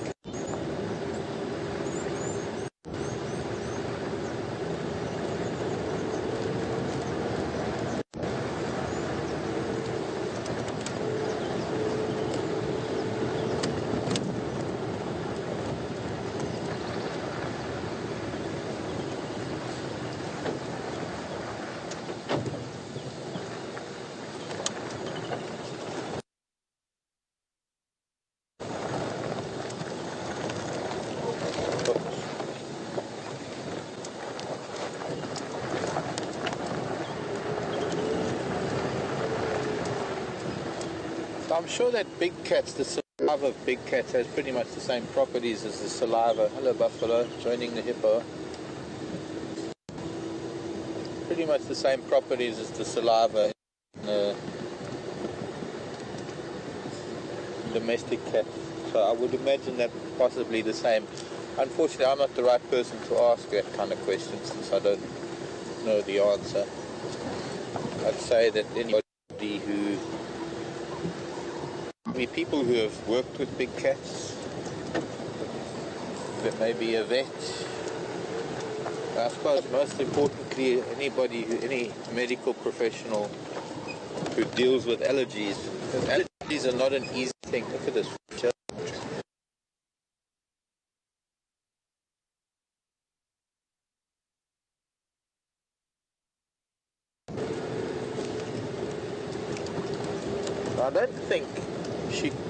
I think she might be a little bit too far from him to have heard his call, especially since he was calling towards the north.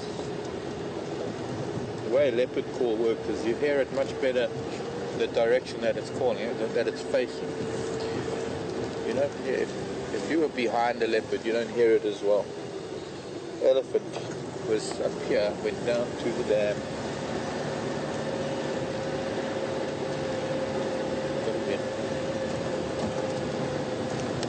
suppose it's a cat morning. Time for elephants later. All the senna is coming into flower.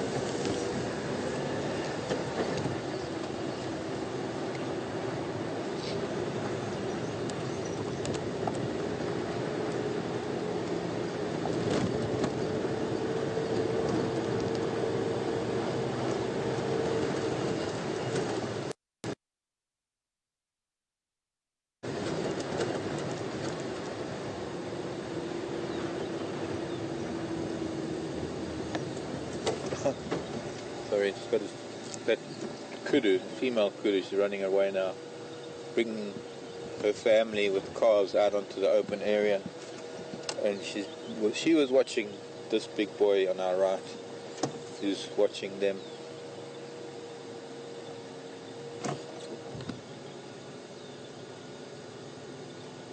And we might see them when we come back towards the end of the drive. Well, he's given up on them now since she ran away.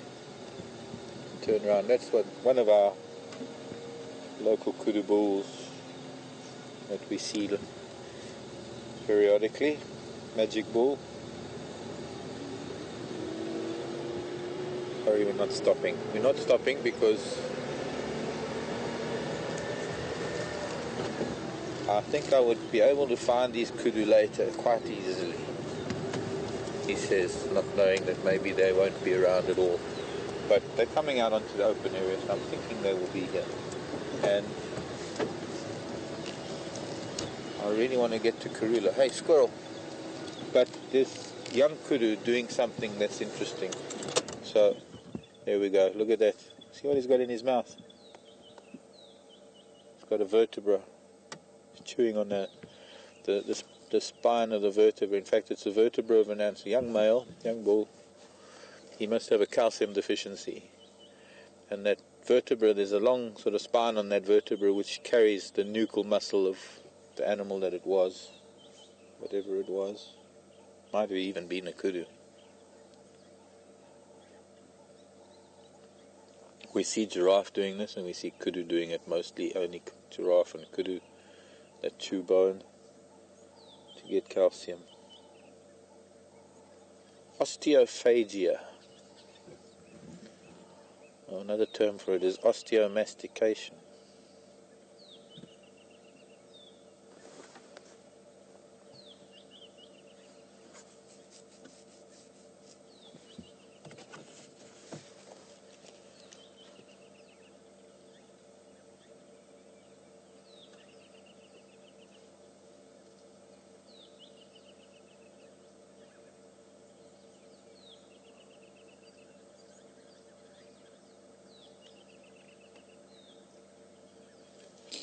Maybe I can remember. I'll try and remember where that piece of bone is. We can come and collect it and have a look later. Probably be sticky with his saliva. So as bones age, their baboon up on Philemon's dip. That means that Karula's probably going to have to go and hide somewhere. It means we might not see her if we dawdle too long. As bones age, lying around in the dry, hot sun, there's a whole troop of baboon over here, and they're heading that way. We need to try and get ahead of them before they get to her. She's probably just heard them now.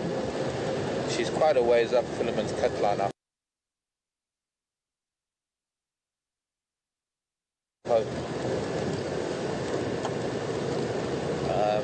I don't think she's in any danger. There's a huge troop, and a huge troop of baboon can really intimidate a leopard. There's a lot of shouting and screaming going on here.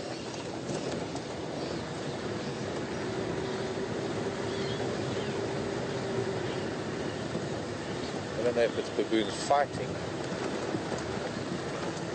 There's a lot of activity.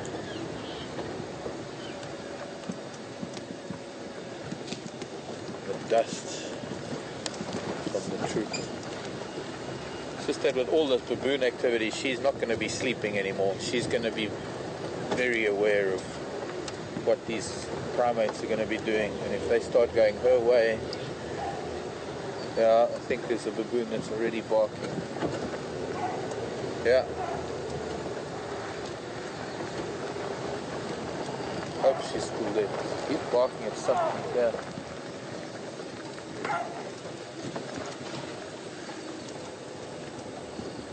Okay, I just want to first get to where I think Karula was. Unless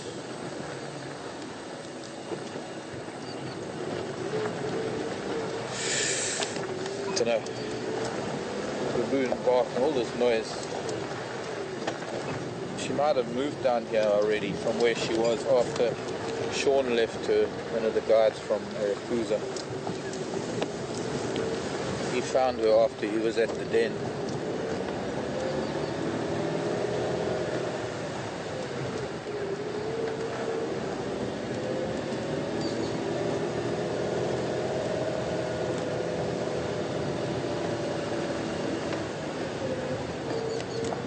Sister to walk very slowly. Gee. I did read that before. Thanks, Karen. Was born down in Lion Sands. The outcrop female, I guess is there's a rocky outcrop down on Lion Sands. Outcrop female, and then Warthog Wallow female was his sister. Warthog Wallow is a dam, like treehouse dam, but it has a blind, or what we call a hide. They might have rebuilt it now because I was there 25 years ago. Buffalo and elephant.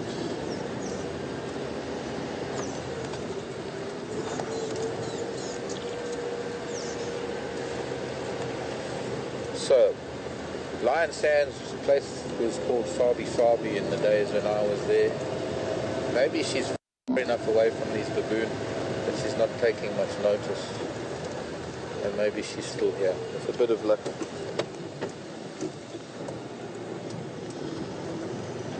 With a little bit of luck. Buffalo here as well. Buffalo won't take kindly to a leopard sleeping in the road.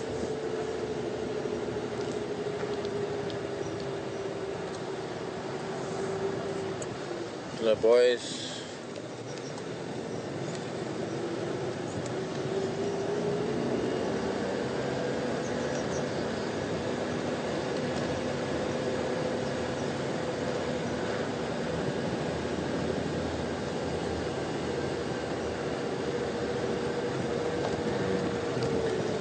I think we've lost her. With that baboon activity,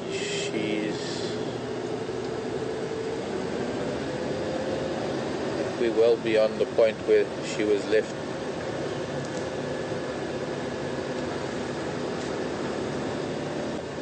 Is that her there? Yep, that's her there in the road.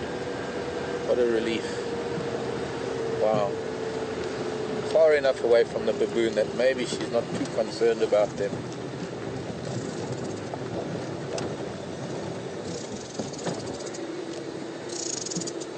But I wonder if maybe there isn't another leopard down there when that filament's dipped.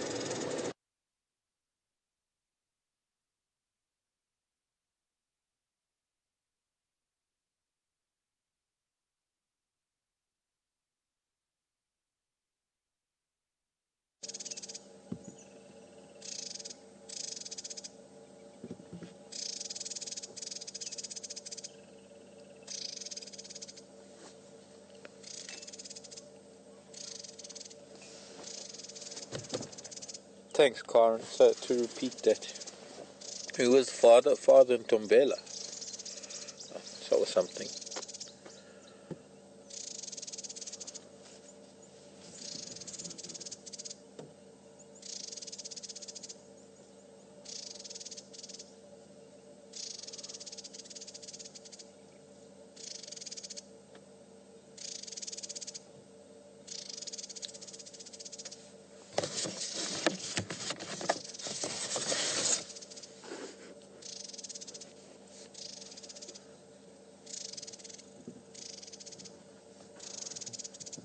Okay, let's go a little closer.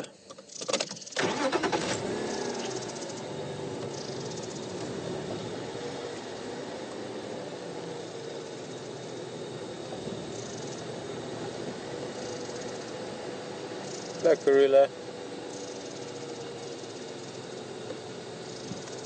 Hey, pretty girl.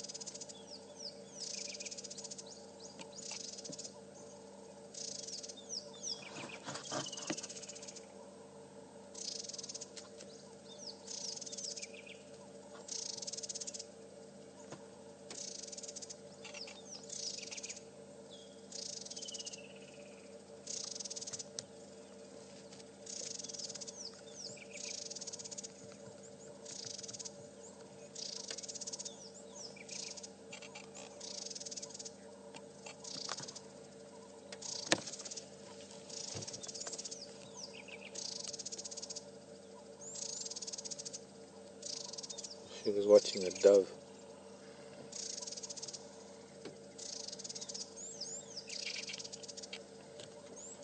She's also going to start getting hot soon because the sun's coming out. You're going to have to get up, girl. Go and find some shade because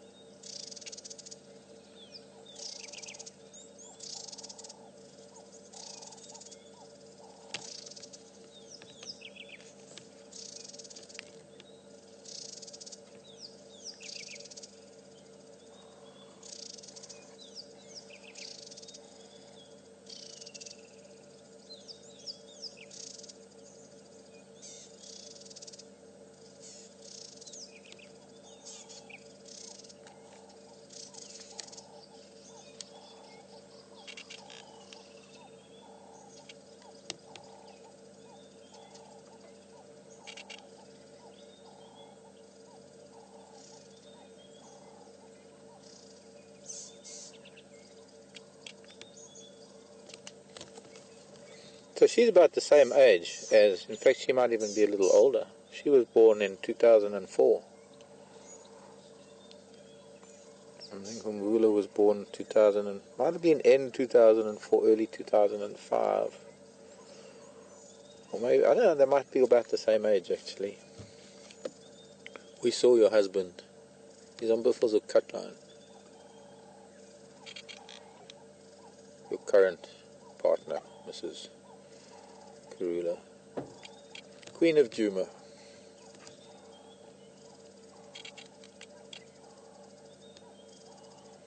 She's gonna get up now.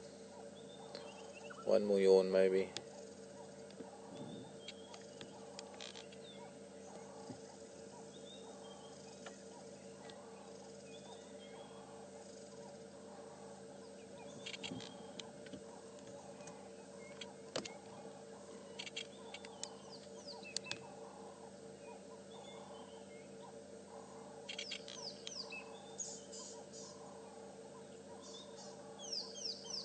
Ah, yeah, something in her mouth she doesn't like. Blah, blah.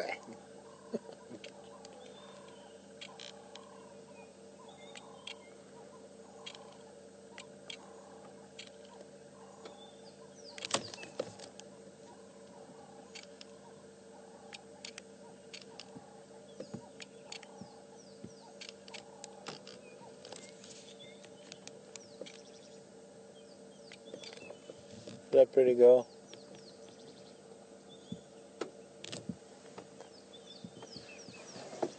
Hello, wow.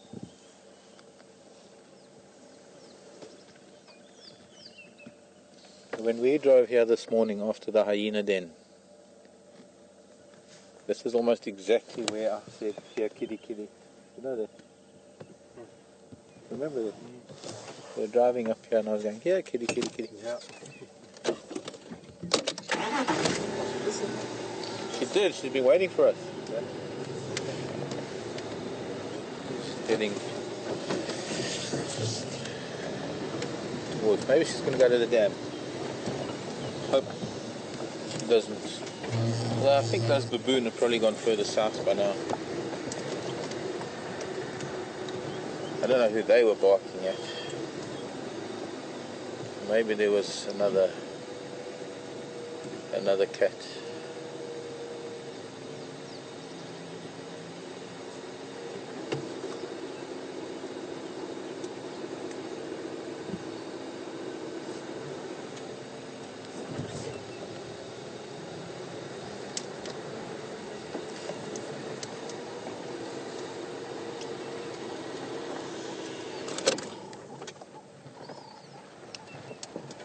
Something familiar about this. We are so lucky. We are just so lucky to be able to do this with two leopard in the space of time that we are doing it. Two different leopards. Both probably the two most important leopards that we have here at Djuma Game Reserve, because they are the parents of all the offspring, or the latest offspring. What would be interesting to know is if the two of them are going to get together tonight.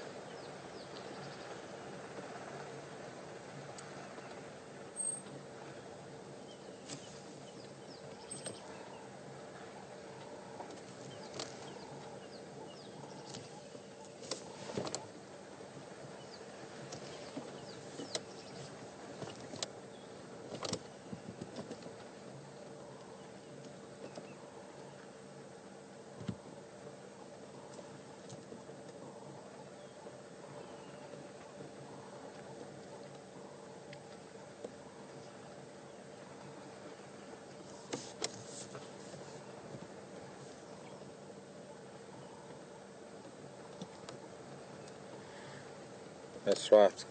Karula will be 11 in March. That's right. Thanks, Karen. So I guess she's a little bit older than Mvula.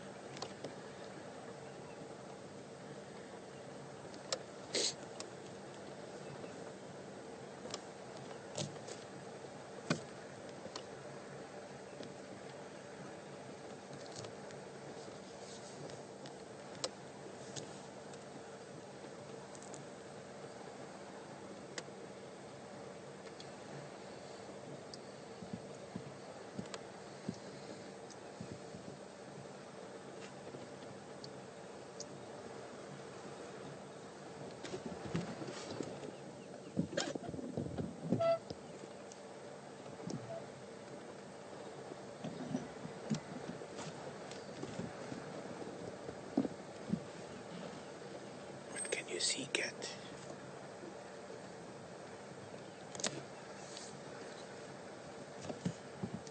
Maybe now we'll be able to look at a track.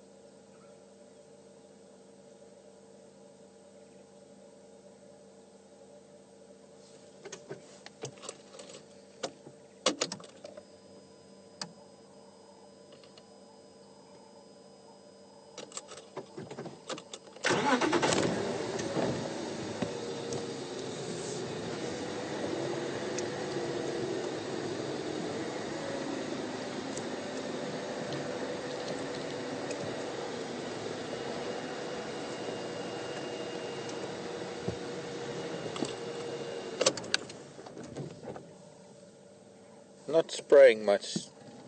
That's like him. Just a little bit of a squirt, I guess, actually.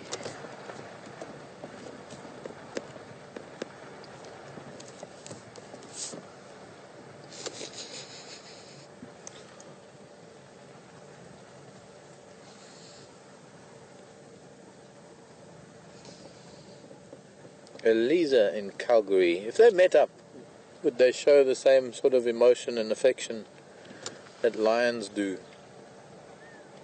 No, I wouldn't imagine it's the same. I don't think so.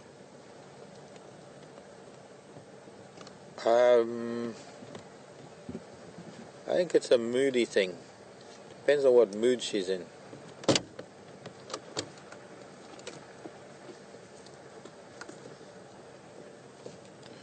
It would be great if we could witness it. Unfortunately, it's not going to happen because he's so far away at the moment.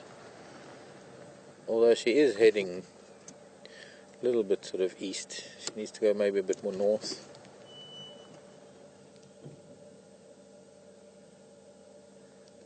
But he seems to be heading more to the west. So he's way north of us heading west, and she's now here heading east. But if he reaches the edge of his territory, he's going to swing back and come through Djuma, I suppose. And then he'll pick up her scent. And then tonight they will no doubt vocalize.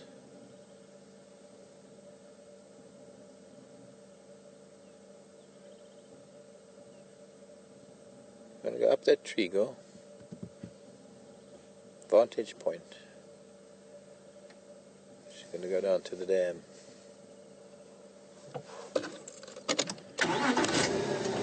Taking a shortcut onto Spam Road. Maybe she's gonna take a ride, or rather a walk down towards Treehouse Dam.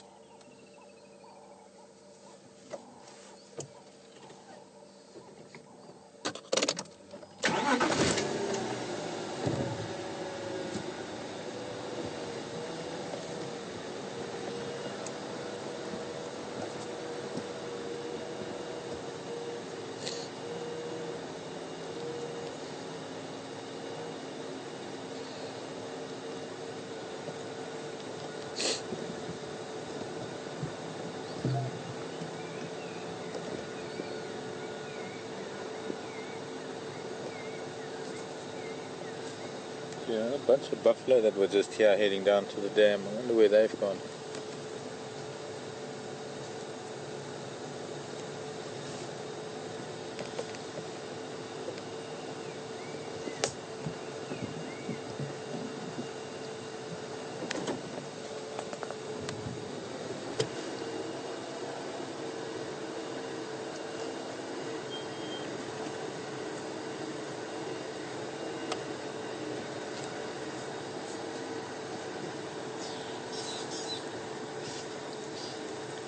Woodlands kingfisher shouting at her now.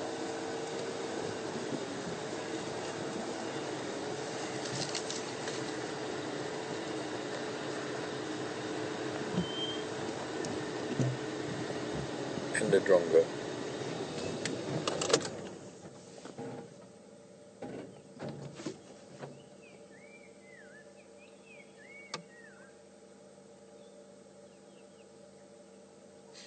Something there that's got her attention. You know when a leopard is concentrating on something, because the tail just gets that little twitch to it, the tip of the tail.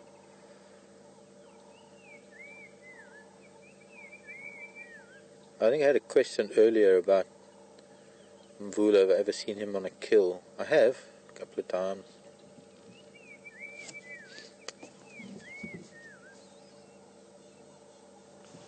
One of my first leopards when I got back here to Djuma was Mvula coming down Gallagher shortcut and led us to a duiker kill that he had. Something in there that's quite thick, brown leaf teak. There's something in there that she obviously heard something and then saw something.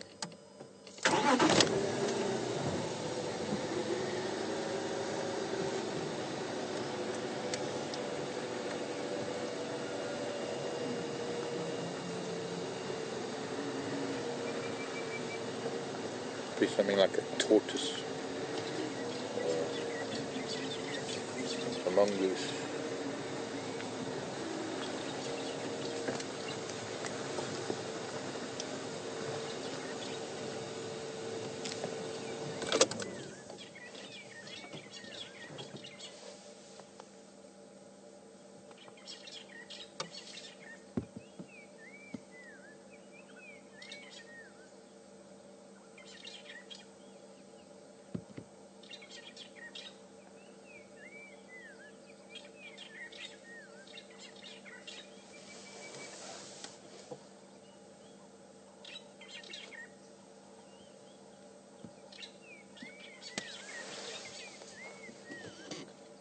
Maybe a snake even. She's being quite cautious.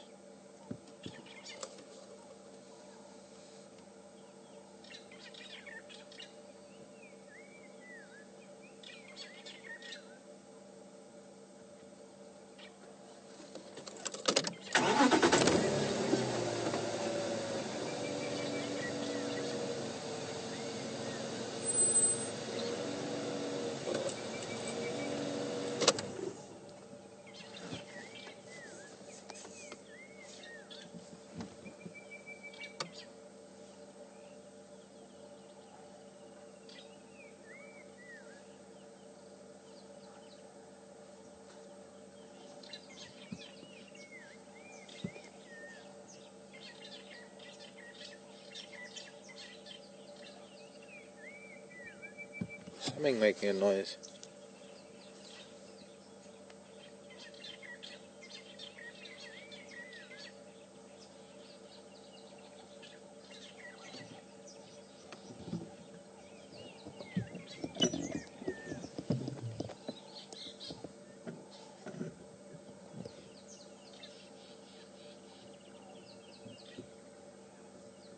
Impala, I think. Quite deep in. Sounds like maybe Bachelor Boy is doing a sort of pre-rutting noises. I think she's also just finally confirmed that. So she's kind of going into stalk mode, which can make it difficult because this is very thick.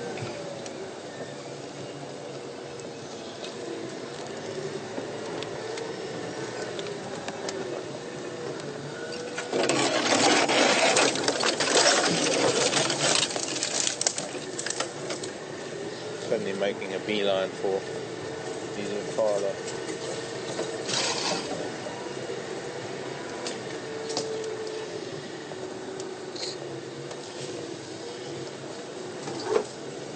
They're quite far though.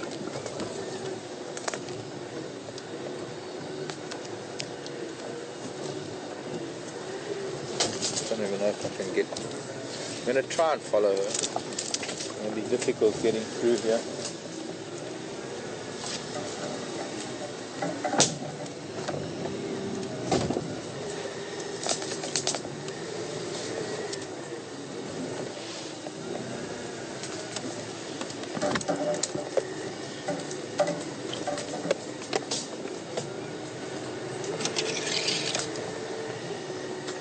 See, takes too long to get through, then we lose her. Where's gonna go? There she is, straight ahead of us.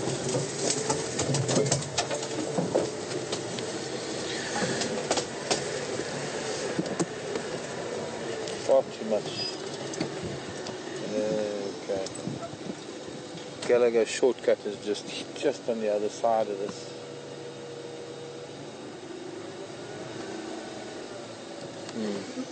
But we can't get through there. We'll have to go. It might be the last we see of her here. Might be. Let's see if I can go in there, in reverse in there. Unless I won't get through anywhere here. I have to go around, pick her up can, and maybe go to find the Impala and just wait with the Impala until she strikes, if she is going to. Good chance she will.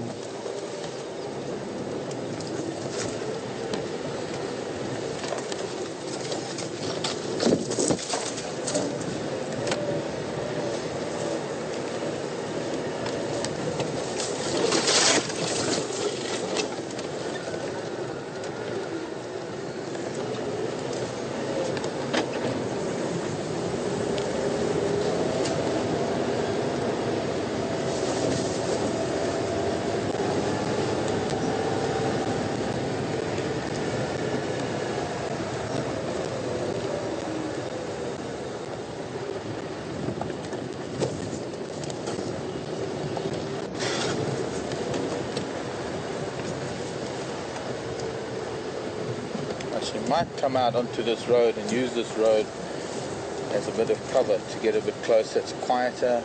She can slip down the side on the road using the road. Well, here we go. Well done, Brian.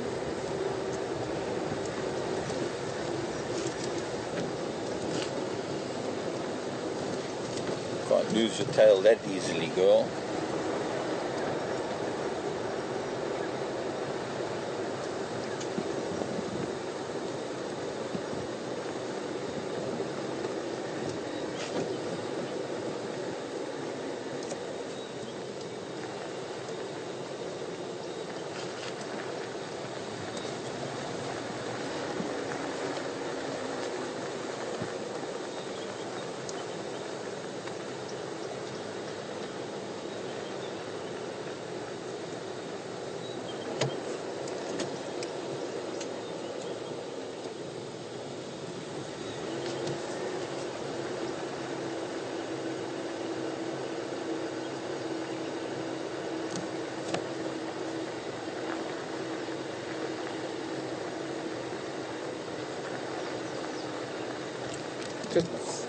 quickly, Andrew, Brian, on this leaf. Unfortunately, it's closing its wing because the wind's come up. This is the most beautiful little red and black butterfly I've never seen before in my life. Look at that little thing.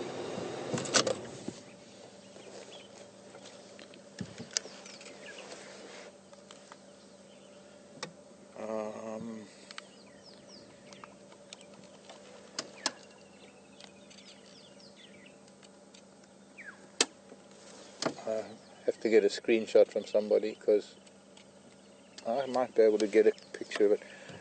That is an incredible little butterfly.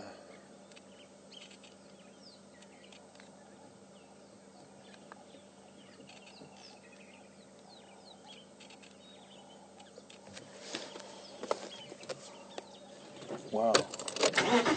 Tiny little thing. It's only about half an inch from wingtip to wingtip.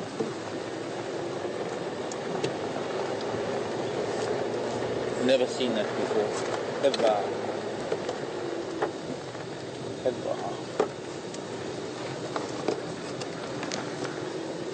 Butterflies. Where's the butterflies? Alright, I'll have to wait till later.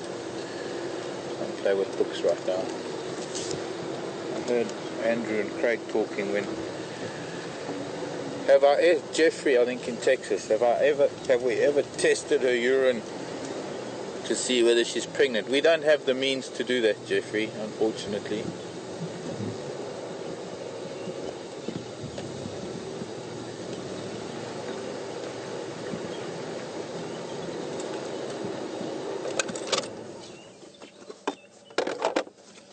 Craig, come in. Have you guys left Mvula?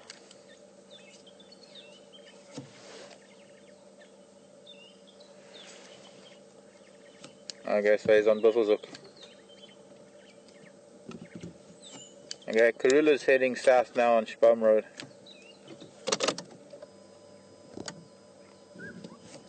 I'll try to stay with him for a while.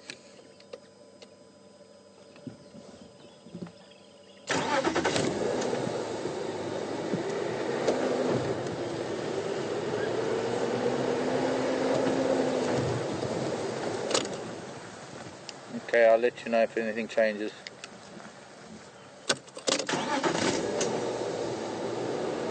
This bachelor herd of impala is that bachelor herd that's got the one-horned impala. She's now heading off the road again. She's looking. They can't be too far ahead. I think she's getting close. Pity we can't see her in that posture or pose. Her tail and her posture is telling me she's getting closer.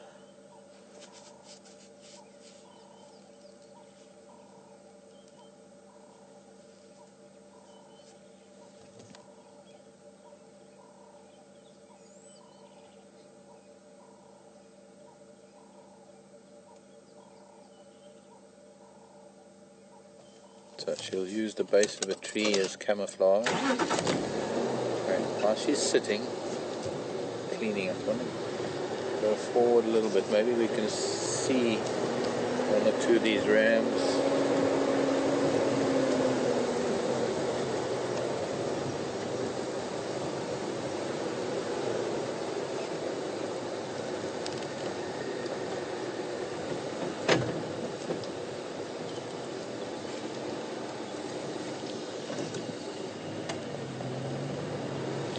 Seeing anything.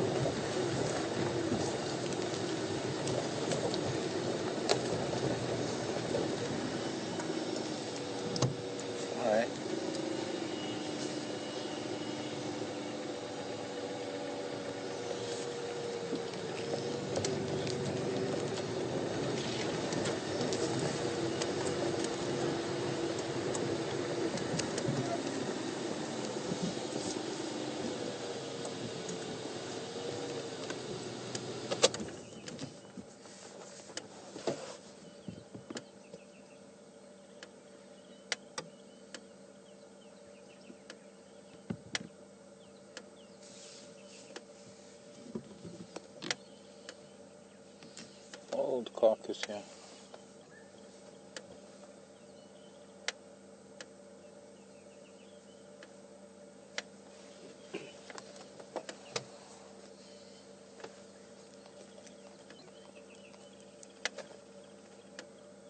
Okay, time to lie down for a bit.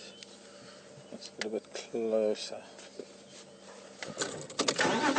We can.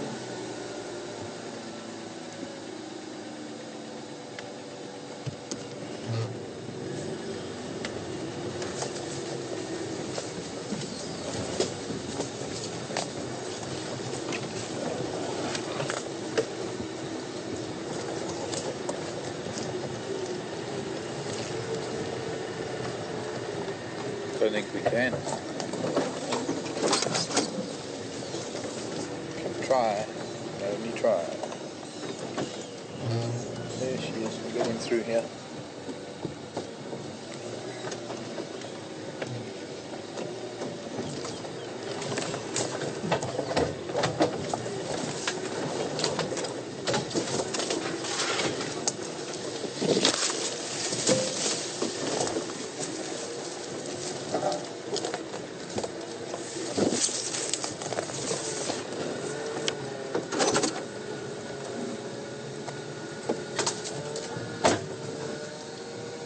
Just in the way.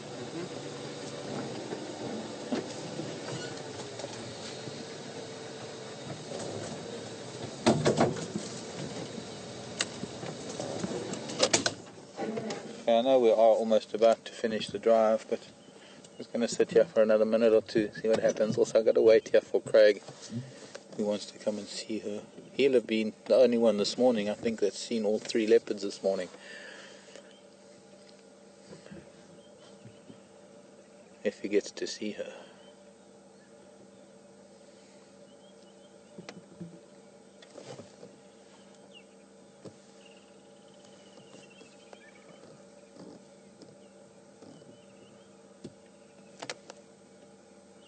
The Sphinx.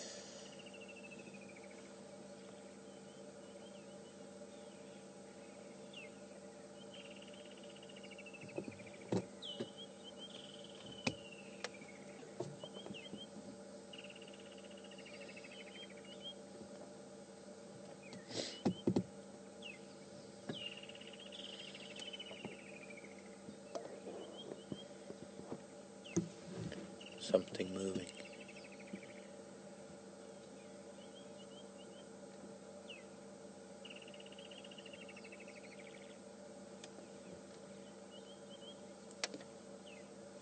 No, she's. No, we got to wait a little bit longer. She's after something. We can't cut away now.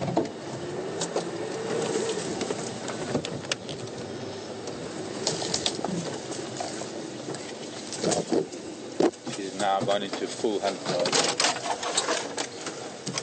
So for now, for the time being, we're going to have to wait and see what happens. There's Impala. I can see the Impala ram just through this very, very thick bush. I'm not going to try her. She's probably gone around through this thicket. We're going to have to sit and just wait here and see if anything happens. It could take a little while. But the Impala are moving right to left, just behind this big thicket. This is a thicket we watched her son, Mishu, one day chasing a young steenbok. There's the Impala right here. Go ahead. Negative. I was looking there. 2 mangwa that have been on quarantine. I was looking for them, but I don't know where they went.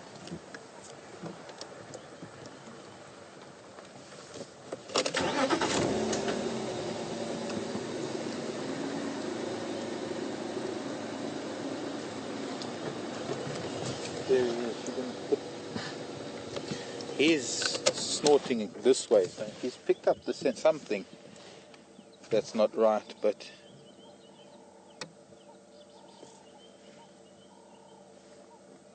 he's looking this way. He seems to think the danger is this, from this angle, and I think she's going to come up from behind him.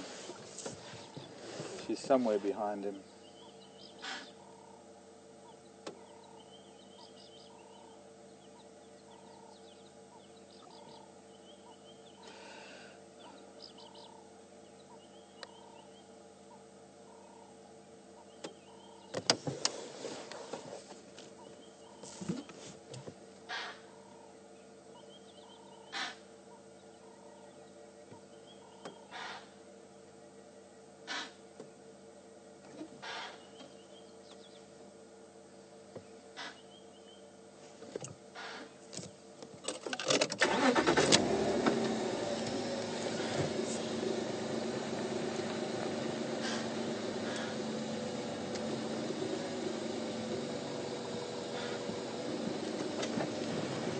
time.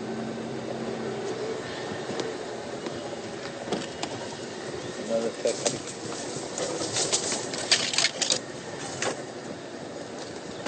This is almost the identical spot where Mishu chased that young skin, but right past the jigger. Seb was on camera, I think.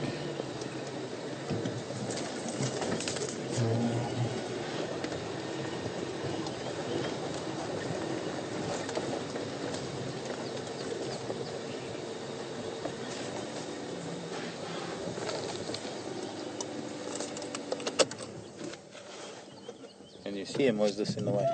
The quarry in the way. No, it's Karula. She might actually not do anything.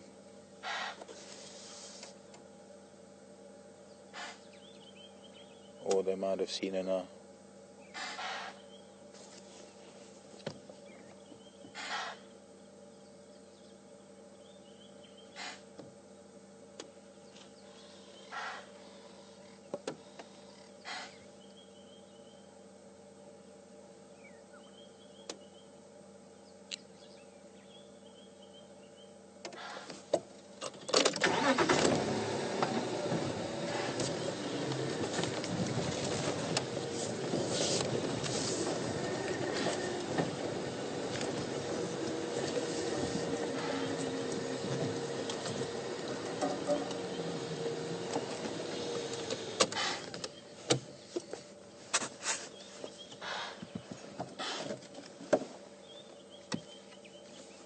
Now Craig lost visual of her for the time being. She's stalking some marla.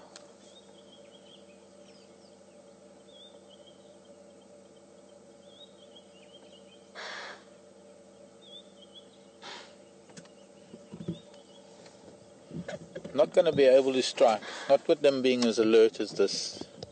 She would have to get right up behind one of them to strike to actually make a kill. So for some reason, they might not know exactly where she is, but they know that she is here. They know that there's something up. This alarm snorting is general. They're sort of snorting in every general direction. So I don't think they've quite seen her yet, which is maybe to her advantage. And all she really has to do is lay very low right now. All she has to do is hide in some really thick bush and just let them calm down. Once they've calmed down, she can go back into trying to get closer to them again.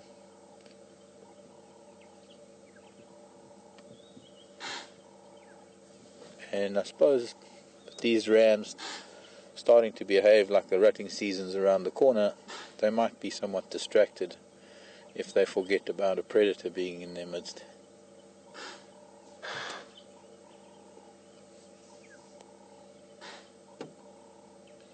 See, he's just throwing snorts anywhere, any which way, hoping that one of them will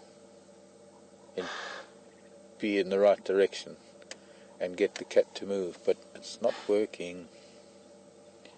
She's not going to move.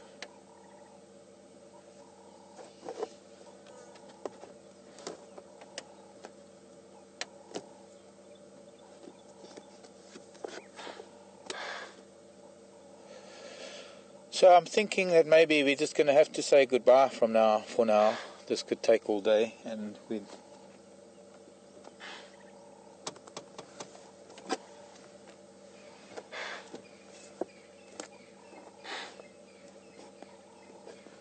going to only hope to find them again later.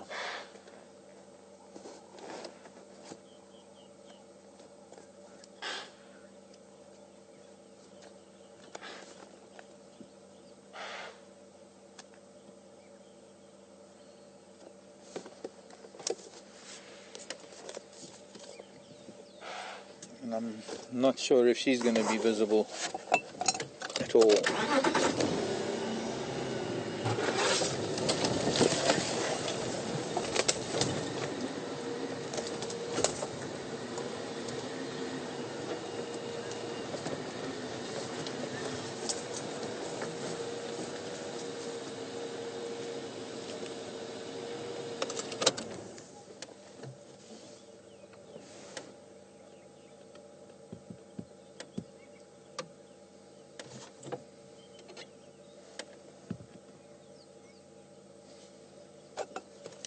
Craig.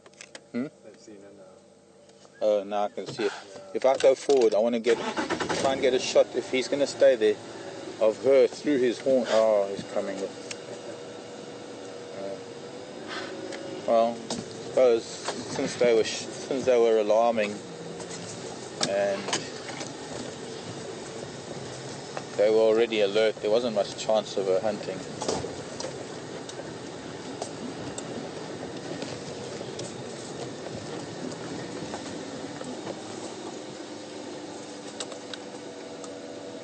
And it's getting hot. And it's too thick. Craig, come in.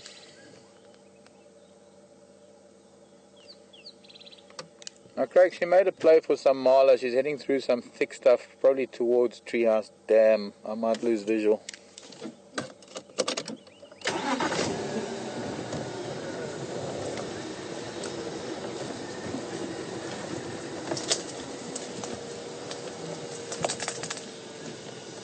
I think we'll get through here. We're going to have to say goodbye, folks. If anything happens, we can maybe come back to us, but I doubt it. So I'm going to say goodbye. Thanks for joining us. I hope you've enjoyed it as much as we have. Super morning with leopards, and I hope that we can also maybe find them again this afternoon. My name is Mark. Brian has been on camera, and Thumb, and Andrew back in final control. From all of us at Wild Earth, we'll see you Central African time this afternoon, 1600, 4 o'clock p.m. Love you lots. Bye. And I've got an inchworm on my hat.